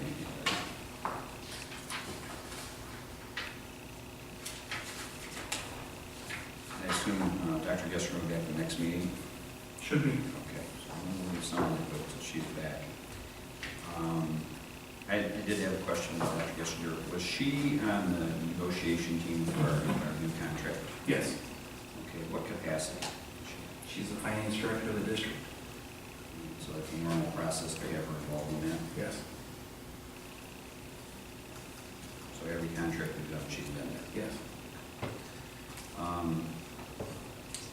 The impact of our contract, who decided the class sizes? We negotiated that with the BEA. Okay, so that was negotiated. Did we, from the management side, give the class sizes we wanted, or did the BEA come back and tell us what the class sizes were going to be? No, we negotiate that, it's a discussion. So it's a two-way back and forth. I asked the last board meeting, I'll ask again, I can ask you, Dr. Gray, the amount of money that we're contemplating giving to raise in this next contract, how many teachers could we hire that would then lower the class sizes? Depends on what year and what position, but if it's $500,000, you could probably get 6. Okay. So, the reality is we rolled the contract from the year before forward also, which was going to be a one-time contract, which was included in this one, so it's $1 million. It depends on how you want to look at it. I mean, we can debate it. I think we've had this debate before, but in terms of the contract last year, it was again about $500,000 in terms of the cost to the district. This year is about $500,000 to the cost of the district, which is the parameters this board gave me in terms of those negotiations. As far as positions, it's a tough one to tell because you can go anywhere from $70,000 to $110,000 depending on who you hire. Beyond that, you can't just take into effect the teacher, him or herself in the classroom. You'd have to look at the furniture in the classroom. We break it down by the heat and the cooling that we use in the classroom and the materials that you're talking about for textbooks in the classroom. 6 might even be a large number in terms of the number of people that could actually go into a classroom. And so if you were to say how low would we be able to lower the class size, I would say by possibly 1 at maybe 2 grade levels, which would bear no positive effect on our academics whatsoever. So then, this year, new contract working on last year's contract that we have to make. What about the contract prior to that? I'd have to look back. I think we've pretty much, I think it was 300? I don't know, 300, 400, I can't remember, something like that. Okay. So remember, with that contract, the thing you're not taking into account is in the contract for, I assume what you're talking about is 14-15. Yes. We had a 2% provision in there for the teachers that had 1% for PD and 1% for an effective evaluation. After that, the year that you're talking about for 15-16, we rolled those percentages into 2% on scale, so there really was no net cost in terms of those 2%. Those PD and effective evaluation percentages did not stay in that particular contract. If you remember as well, in last year's contract, the 2% that we put on scale, we put a provision in that if the contract wasn't settled, we'd start negotiating from that particular point, which obviously we didn't have to do because we met the parameters that the board lined for us in terms of the negotiation. So in all fairness though, if we had teachers that had just started, and new teachers, we we would, we could have invested in that one and added more teachers, the starting rate of approximately 40,000 per teacher. Again, you're only looking at a base salary. 40,000 is not the all-in cost for any kind of a person that we bring into the district. If you're talking bare bones minimum, it would be about 65. And then you're not taking into account, again, the classroom, the furniture, the textbooks, the heat, the air conditioning that it takes to run that particular classroom. And so a better number for a first-year teacher is probably in the 80 range. Top end of the scale teacher is probably with all in the 120, 125 range. So again, if you want to take a look at whoever you have in that class, or whomever you have in that class, you could be anywhere from 4 additional teachers to possibly 6 additional teachers. And again, that would probably lower class size in a particular building, if you're going to look at Maltby, by maybe 1, maybe 2, depends which grade you're looking at. So then it wouldn't be out of the question that we could have parapros in every class with 25 students. So we could use this money for parapros in every class and improve student learning. And the reason I'm going this direction is because I've heard situations that the teaching situation is tough. When we have 34 kids and 33 and 32. And I appreciate the willingness of our teachers to do that. But technically, the board is responsible for the output through you of the success of the school district. And I'll be in my next question. A lot of these were directed toward Dr. Gessinger, but she's not here again, so I'll just fire the next one.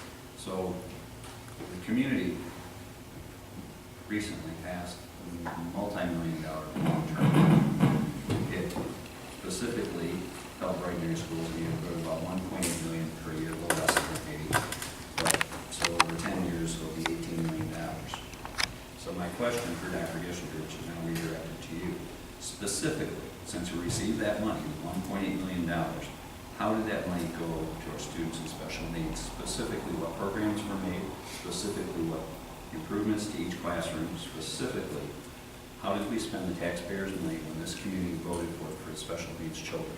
It supplanted the money that was coming out of the general fund that the district and the community have not, to this point, fully funded. So if, again, you look at an ISD is in charge of running the special education services for the school district. The ISD can leverage a certain amount of mills to pay for that. Presently, in our particular community and this county as a whole, our ISD pays for about 50% of the special education services. And again, when we look at what we spend as an average for our special education students across the district, it is in excess of $45,000 per kid. And so in terms of what the ISD can do is they can generate additional revenue by actually getting 100% of that cost borne by the county and borne by the people in the county. There are a number of different counties around us and throughout the state that are now leveraged at a full 100% renewal. And so it's not that the money went to new programs. The money went into the existing wonderful special education programs we have, and the general fund dollars that were never allocated to be in that particular special education classrooms were supplanted by that money. That's how it works. Now, if you wanted to say, would the district be in a better situation if we wouldn't have passed that? No. Would the district be in a better situation if the county actually paid the 100% allocation? Yes. Because, and I would think your next question would be, well, what new programs would you create? Well, we wouldn't create any new programs. The programs we have in this district constitute a continuum of services that we think are good for the population of special education kids that we have. We don't create programs and force kids into the special education programs. We accept special education students and then we generate the programs to help those kids progress through their education. So if you want to ask me what specific programs we generate, my answer would be whatever the kids need. And that's what we do with special education money, and that's what we do with general education money, which still is supplanted by the general fund to a tune of almost 50% of the $45,000 per kid. If raise It is. the ladder. The understanding. Well, it is and it isn't. I got what's done. The community could pay the full amount for special education services, and that would take money that maybe we could buy buses with and enhance transportation with, instead of pushing it to special education, which wasn't the design of the original system. The original system would be that the county and the taxpayers actually pay for the special education services at 100% level, like Washtenaw just did and Kalamazoo County just did. Their taxpayers said, yes, we understand this amount, and we're going to pay the full amount. At that point, you would talk about probably another $3 million a year that would go to our budget, or $3.6 million, that would allow us to do other things in general areas, and the special ed money would actually be in the proper place at a proper level. Okay, but here we are again. We're in a position that this additional money came in on the LSA money at 1.8 million. Our fund equity growth is strictly on the tax increase because we've spent, which we've all talked about, we spent to the line on that. Now we're in a position that we feel comfortable handing out, but again, I'll use the $1 million number for this 1.5 over the last 3 years because each one of those contracts was renewable at the existing amount or renewable with an increase or less, or going back to the flat rate, which was the original round contract, which started year 1 of the 5-year contract, but we continued to increase the pay.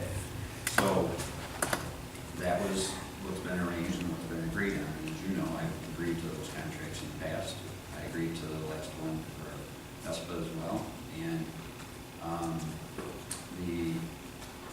Can I point out one area where I disagree? Sure. Our fund equity is shared service dollars. It's not the LESA money. I'll get to that in a second. The shared service dollars are the ones that are up and beyond the general budget. And so that's what we spent all the shared service dollars if we didn't have the 1.8. If we didn't have the 1.8 in increased tax, we did. I guess you could look at it that way. The increased tax allowed the spending of all the shared service dollars, and what I see is almost a direct relationship to increased tax and zero balance of increased fund equity because of shared services. I guess if you want to look at it. I'll roll right into fund equity and shared services. So in the shared services program, we house the business here. We have the business office here in Brighton Schools. And these were geared toward Dr. Gessler. Yep. We don't charge them rent for their office. We refurbish their office for them. We pay for that.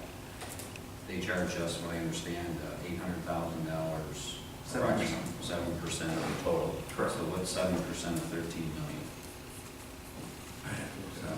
8, something like that. Yeah. Okay. I think they have 13 or 14 employees that split that. Okay, so every person $1 million, which is Somewhere close. 3 million. So, okay, so we spend a lot of money in the program. The gross revenues from the program continue to go up. We were at approximately 13 million, is that correct? Somewhere around there. 13 million, but yet our net revenues have gone down significantly. We're down in the neighborhood of 2 million.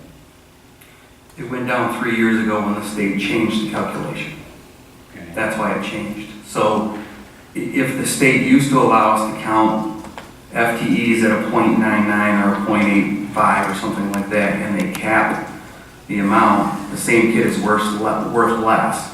And so the net revenue would go down. That's how it works. Yeah. Well, and you're ready because it's going to go down again. They're adjusting, which then we're going to have to adjust. Correct. But still, at this time, without the LASA money, we'd be spending all the money that comes into the district. That includes the increase we have in per pupil funding. Now, in my opinion, let's just take shared services out of the picture. We'd be at break even with the tax increase. That's included in the per pupil funding. That's included in everything else. Sure, I would agree. We are spending at a level that is not sustainable when you look at shared services potentially not being there. Here's where I disagree. And we've been through this a couple of times. Adjustments. There is anywhere from $1.5 to $2 million of one-time money that we continually put in the budget for special projects, special programs, and equipment that we buy each year that again could be something that we didn't spend. So you would have what we don't want to get into, and this is where I agree with you completely, is the adjustment period being, or the correction, if shared service or something else went away, that it would be so great that the community would feel the pain that they felt in 2008, 2009, 2010. So every year when we put a budget in front of you and we run through the budget, we talk a great deal about the aspects of the budget. We're very forthright with where the money comes from and what happens if the programs come or go in terms of that. So there would be an adjustment period if certain things went away, just like any other district. We feel like we're poised to be able to make those adjustments without kids feeling the impact. Okay, and I have support for doing that correctly. Now, so back to we discussed, I'm just making notes. So we have 7% is what we pay gross, correct? Correct. Sure. And we have approximately 13 million gross. And that's what we pay for that. And then the net revenues are going down due to one. They've stayed flat for the last 3 years.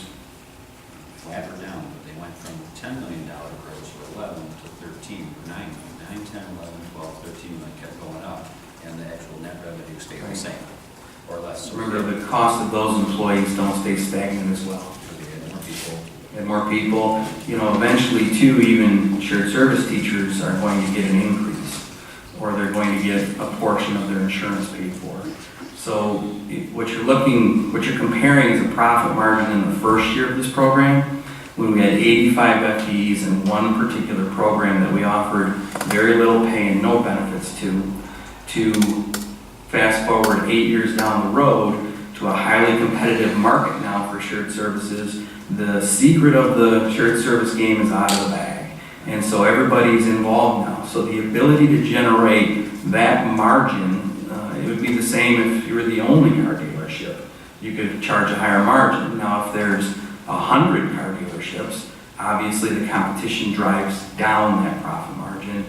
And if the state caps or reduces refundable FTE pieces, it's a double dip in terms of that, and it can offset some of that particular revenue. So then we can fairly say that the shared services is not sustainable because the amount we receive from it changes. Yeah, I think it's sustainable up until the point that the state eliminates the ability to do it. So I would say there's a large level of sustainability in it until the state says that that program no longer exists. And whether that happens, it's not going to happen this year because that budget's already approved. Whether it happens next year or 10 years from now, I really don't know. If you recall, shared service has been in the state budget for the last 50 years. And so it's not a new thing. We obviously figured out a different way to do it, which now has been replicated to the nth degree out there. There isn't a lot of avenue for growth anymore. You're not going to see a lot of growth, even though we're going to grow this year, but I don't think many other people are. But again, you're not going to see 40, 50, 60% profit margins when there's so much competition out there for the same kids or the same schools or the same programming. You're just not going to see it. And we're going to have to come up with other creative ideas, which we have a couple we're working on right now, that again will generate revenue. Because if we just sit and wait for the state or others to provide us all the revenue, we're probably waiting in vain. It's probably not going to happen. Because I'm an entrepreneur and a capitalist and believe it, I think you're totally correct. So it's fair to say then that the additional tax money that we received from LASA's millage increase didn't change any programs within Brighton area schools when it comes to special needs students. See, that's a trick question. Not really. Well, I think it is. We had $1.8 million in income. Because here's what I would say. We wouldn't do anything different. Because again, our programming is so good. Nobody stood up here and said we don't need the $1.8 million. Well, hang on, no. Yeah. Everybody said this is for special education, this was for special needs students, and this was going to increase the performance of our school systems around you now, and we get to my point in a second. This will increase our ability to teach our students who need the extra help. It was presented just like that. Now, I can tell you right now for certain that LASA is the highest paid operation in the county. Okay, I saw the detail come through our district. So they have received their own money, ramped it up, and made more cash than they were making before the millage passed. None of that millage went to them. Didn't? That millage goes directly out to the districts. So that money comes in. The highest paid operation in the county. That's what they pay. I don't know. Okay. We don't bargain that contract, but I can tell you all that money comes directly to us. They don't keep that money. that money is brought in, and then there's an actual math problem that delineates the percentage based on the number of special education kids in programming that goes out to them. And again, as far as the programming goes, our programming is aligned with our kids.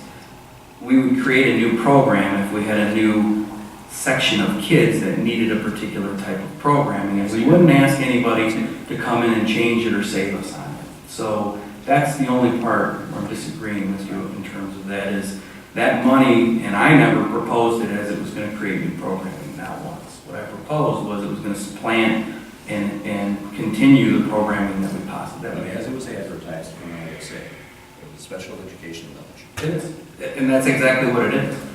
Yeah. Just how it's. Absolutely right. You're absolutely correct. Okay, so then, now we get down to our district in Harlan schools, where we're kind of tied for second place as the highest paid district in our county. They're actually about $1,200 ahead of us. On We're some- third. On some pay scales. I looked at them, I looked at the different. You're talking in different steps? Yes. So really the step we look at, we have two steps that we feel are very, very important. We feel the first step is very, very important, and we feel the last step is very, very important. The middle ones, if you were to play it out over time and take a look at a study across the other 10 years, 11 years, are all going to about balance. It's where you end, because that's your legacy cost from now until the end. So again, at the top of our scale, which is the one that if it grows too fast, you could wind up in trouble if you don't have a sustainable model, we're third in terms of the county. Now, in terms of the first step, which this board and myself have agreed is important to recruit great talent, we're probably going to end up first if this contract passes, because we eliminated the original step one to raise the dollar value for the new step one that we're proposing, because we know this job is about people and this job is about good teachers. I can put my great teacher in the high school auditorium with 1,000 kids, and he or she is going to knock it out. If I don't have a great teacher and I put them with 3 kids, they're probably not going to get those things. So that's why we're investing in the bottom step and we invest in the top step. But again, at the top, we're third. And really, out of that group that you just said, the only one that's really a comparable for us is Heartland. The other comparables we use, because they're more like our school system, would be Clarkston, South Lyon, Saline, some of the other ones. And if you stand up in that? we'd probably be bottom of the pack in terms of that, in terms of our final average compensation. And so, again, I know it's nice to look at as a county, but we're not the same as Pinckney as a school system. We're not the same as Howell as a school system. And that's not disparaging to anybody. We're just different in terms. And so we spend a lot of time during negotiations looking at comparables and how districts that score and look and feel like us pay their employees in accordance with how we pay our employees.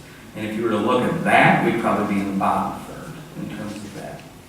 So, and the state average, where the Brighton area schools fall when it comes to the schools, the state of Michigan. You know, again, is it state average for top of the scale, or is it state average for bottom of the scale? I would suggest the bottom and then the top of the school. Okay. Now, again, if you want to look at a state average, there are some qualifiers that you have. Are we going to compare ourselves to a school district that has 450 kids in it and scores in the bottom 8% and say our teachers should make that? Or are we going to score ourselves with comparable school districts with comparable size? Well, our comparable districts with comparable size, based on our IDEX computer program that actually runs that data, are the ones I just sent you, and we're in the bottom third of that particular group.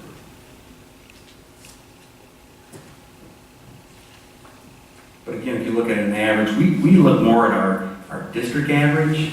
So we add up all our teachers and then divide by the dollar figure, and we hit a $62,000, $63,000 range. Again, that's a tough one to compare because not many school districts have 309 teachers. There would be, again, you take that school district with 400 kids, they might have 8 teachers. So if you have 3 at the top and then all new ones, that would really throw off their math problem. Okay. That's I'm picking it up. So, okay. So we're not paying out of the box. We're paying fairly for the level that we're receiving, and we're actually very highly ranked in the state. So, but would it be fair to say then, no, $500,000? How many paragraphs could we pay? Just did a wage it depends, you know. I would say how many See, I don't look at it that way when I look at the district. What I look at is what people do we need to make it the greatest district. And so we have great parapros, and we have the appropriate amount of parapros right now. At this time. And how do I know that? Because we look at every single parapro in relation to every single job. I think one of the mentalities used to be, and I can tell you Brighton had this, because we had 136 parapros back when we had less kids, was to throw a parapro at it, throw a parapro at it. And that doesn't always get you results, even though, and again, that's not disparaging towards parapros. We have wonderful parapros, and they're wonderful because we train them in a specific need that we have, and we place them in the classroom where that need exists. So to say, could we spend that on parapros? Sure, but my question to you would be, show me the need, and then we'll get a parapro for that position. I would suggest that there's a needed situation. I think it's just similar to the busing situation tonight. We weren't aware of the need. It was going on last year. We were aware to a point. Yep. I know we dealt with it, and the board supported different things. We bought some buses. We did some things. Like I said, I'm confident our fleet is ramping up to meet the objectives. So, but in this case, I go back to how can we best use the dollars from our school to support the students within it, to make sure that the best opportunities, opportunities are there for those students. I would say, can I answer that real quick, and then I would say we hire the best teachers, administrators, support staff, and drivers that we can possibly get, and we put kids in front of them and let them do their magic. That's what we do. And so that's why we're recommending this contract to you tonight, because with this contract, I can get good teachers, I can put them in front of kids, I can buy them things they need to be successful, and then I can turn them loose and watch them go. I think Dr. Gray answered it just fine. I think that's the extent of my questions, is that basically, the amount of money we get in, we're spending. Board approves on, we did the classical instrument deal. Yep, the strings program. And so on. I mean, I support that, expenditures, but I think that the district still needs to look at a reserve capacity and ability to develop. And there was nothing wrong with the contract from last year. I was told that it was a 5-year contract that we could either do nothing, go back to the beginning, and go flat, or decide. And I think that we covered it in the last contract. I believe the money that we're spending in this contract should have been used, or could be used still, to build the district even stronger. It's just my opinion. Again, you guys have your own opinions, I'm sure, on this. But I do support this bringing the bottom wages up. I mean, everybody, all kind of thought we all had. And I see we've got some more top quality candidates that Mr. Vecchione turned in tonight. I read their resumes, and I mean that's what we're after. So I don't have a problem paying fair wages, but I have a large concern about the hitting all the areas we're supposed to hit. And I think the busing was perfect timing for it here tonight. If we put $200,000 back into busing, or $300,000, and hired the teachers, or not teachers, hired the drivers, we could eliminate that situation. We could have our bus runs back down to 35 minutes or 40 minutes. This busing was brought on from a district in crisis. You bailed the district out along with your board together. The busing, which we've talked about, I've talked to other board members about, I talked to Serene about it a year ago, even before you were elected. Okay, so the issue is that we have money to do that with. We are electing tonight not to fix the busing problem if this contract goes through, where this money could be appropriated towards the busing and fix the problem for the citizens of this community. Here's the only point I have on that. I'm listening. We have 30 routes budgeted in the budget you passed. We're at 27 routes. The money is there. The thing that's not there are the drivers. I would suggest, though, as you're... I'm just saying, we did budget for Then that. we have to pay contract wages, higher rate at $22 an hour, until we fill those seats to take care of the crisis. We do it in industry all the time. This is not unheard of. We'll pay more than we have to get the problem taken care of, to get people hired on a permanent basis. And there are retirees out there that could come in back to work and help us. I'm telling you, you couldn't have a better time slot to have those folks here tonight. Where this money is from them, this is paid in by them. And they're the ones with their kids sitting on the bus, as well as other people, and several other bus routes, not just theirs. So the mechanics of the busing division are coming together very well. The issue is about when you put some more drivers, and it's going to be an additional bus or two, but because the district is doing better at this time, because of the hard work everybody's doing, I would say that this is the time that money should go to do that, versus put it in wages, flatline the other one, give them the same money they got last year, and put this money towards fixing the bus problem. And let those parents have the rights that they have. If we can hire another 20 paralegals throughout the district to help the areas that need it. Here. Mr. Conlon? Yes, go ahead. In my opinion, the only part I have a problem with is you're saying if we weren't passing this, it's my understanding there's a need for these people, and if we don't, then you're gonna have to put those kids back. No, hire them teachers. All right. Absolutely. I misunderstood what you said. No, I'm absolutely hiring them teachers. I'm discussing the increase in pay on a 5-year contract, and what else we could do with it. The taxpayers in this community have deserved, they've endured a ton. They have paid the price, but there'd be no question. The parents are renewing right now. They're new parents coming in. They have no clue what I dealt with or other parents dealt with in 2006, 7, 8, 9. Okay, and I never wanted to have to go through it, and I don't think Dr. Gray is ever going to experience it again. It won't happen when I'm here, John, I'm telling you. The busing scenario, the budget appropriation is a message, though. What message are we sending them? We're going to let you guys dangle on a vine, okay, and come to this point where they have to come to us, and we're going to approve a contract that technically is $1.5 million off the original one, so really $500,000 additional this year, but another $1 million contract. It's clearly this is something that's important. Can you put it in terms of a resolution or some distinct action that we can take? I think that we need to be cognizant that we're running level with our fund equity buildup from an increase in the tax, not because we were good stewards necessarily, spent money that we did on behalf of the students. So that's the issue that I support. If the money gets to the students, which it's getting them, this particular situation tonight is an exact example of maybe we missed something. It didn't get to our students in that hour and 45 minutes for that young. So the resolution, or you'll have to help me with that actually. So what would we do as a board to put together a formative action plan? I mean, you're good at all those things. Me as your technician, I'll assemble those parts, build your blueprint, and we'll race it. So, and I'll go drive that bus. I'll resign tomorrow, and I'll drive that bus for a while. Okay, I didn't have to do that. I do it for free. So I can go drive that bus. So, it's going to charge. So the idea is that we have the ability to do it, but we've done it in these other areas. And this has been an area that has been coming up. This has been one we've been kind of waiting to fix.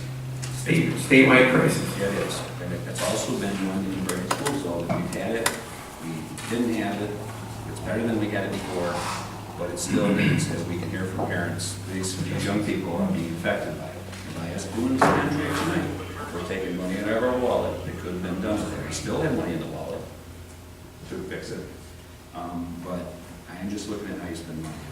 I'm not going to word this one. So I think I made my points, and I think we got us thinking about it. I just want to add one thing. Yeah. How long did they go without any raise or compensation of any kind? Bus drivers? No, I'm talking about teachers right now, the contract. Well, I think it was 5 years ago, 6 years ago, they went back 7%. And there were a couple freezes. And then there was one-time money for PD and evaluations. The first money that went on scale would have been last year had to be 7 or 8 years. The last, they're about $1,200 away from their salary for 2008. So they haven't hit that one yet, but My that's point kind is of this: how long can you sustain this business, which is teachers and kids, without putting more money into it and salary? I mean, I work with laborers, a lot of them, and if in a couple of years they don't get something, they'll just go to somebody else that'll give it to them. Well, again, So I understand that where we're at. That's the balancing act. Right, and I think you're doing a wonderful job with it, and you're using it to get where we want. If we start going stale again and going backwards, I can't predict the future, but I gotta think, well, that's not good either. We've gotta give them something, we've gotta do something. Again, I And it agree costs with the everybody to points do it. from both of you. Trust me, I don't want to go backwards either. It was not fun telling 400 people in the first 6 months of my job that they don't have a job anymore. So I would not like to repeat that, or any of the cuts that we had to make previously. So is this something that Mr. Conley,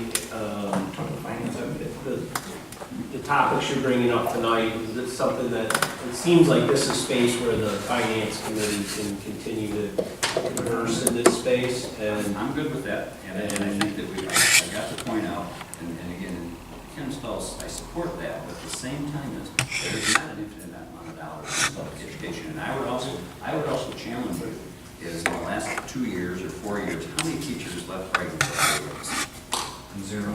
Thank you. Okay, we're not that far off. Okay, we're not that far off of where we need to be. And I'm all about, you have to pay good people that, the right input, but I don't think our teachers, I think they have the right input.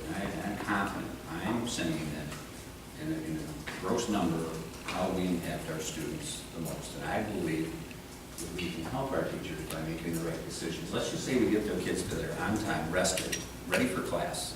What's that going to be worth to the teachers?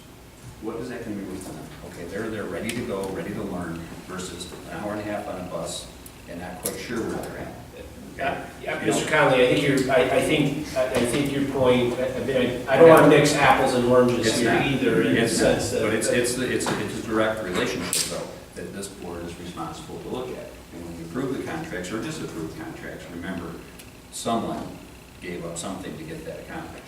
And the question is, are you willing to sacrifice those kids to do this contract? Are you willing to dig into your britches and pulling out your wallet and in case of a lead, get out your pocketbook and say, okay, we're going to spend this on top of this, knowing that we're going to not have as much fund equity build up as we wanted to have because we granted these raises. But remember, the 5-year contract that it wasn't because you had to do a raise every year. You're compelled to do a raise because you believe the performance of the district is at a very high level, which it is. We didn't do a raise every 5 years. But I know, but the idea is we have raised it, but over the 5-year contract. So we've given a raise, 3%. There was no requirement to do so. That's true. You're doing because you feel good about it. And I'm going to ask this question. It's not a question that's going to be friendly. I'm going to start down the end. Who in this last election was supported by the teachers union? Mr. Tremblay? Mr. Myers? Mr. Chesney? Let's go a little bit deeper than that. Go ahead. Okay, who has been supported by the union and has received funding from the teachers union? That's fair. All right. So, but anyway, let's go, it's been past elections, but who got the endorsement for the teachers union? Mr. Chesney? Let's start back on there. Okay. Agenda C, item You C. can't talk right now. Oh, that's good. Okay, so so we'll start, and I don't need to change what my question is. So, Dr. Chesney was endorsed by the teachers union. Mr. Conley, I think that, I don't know the relevance of this question. It's my question. I was supported by the I'm good with PEA, however, I didn't receive any funding. That's fine, that's always asking. I'm looking out, I mean, I'm speaking on behalf of myself, you're not a board. I'm looking out for the best interest of this district. The board is in action right now. You're speaking on behalf of the president of the school. And my representation of this district is what's in the best interest of this district. And so is mine. And so, and I understand that and I respect that. But I think. I'll go down to the next person. This is Reed. I did receive the endorsement from the teachers union, but I did not receive any funding. I'll mimic her, I know we're doing this, but sure. Let's rewind this a little bit. Mr. Conley. Yes. Let's rewind this. And the question is, who did receive funding from the teachers union? Because I believe the prior election. I've answered that question with a Yeah, at the board. So Mr. Conley did receive funding from the teachers union. And his first one. And then I'd like to make a correction too. I have never received any endorsement from the teachers union. No,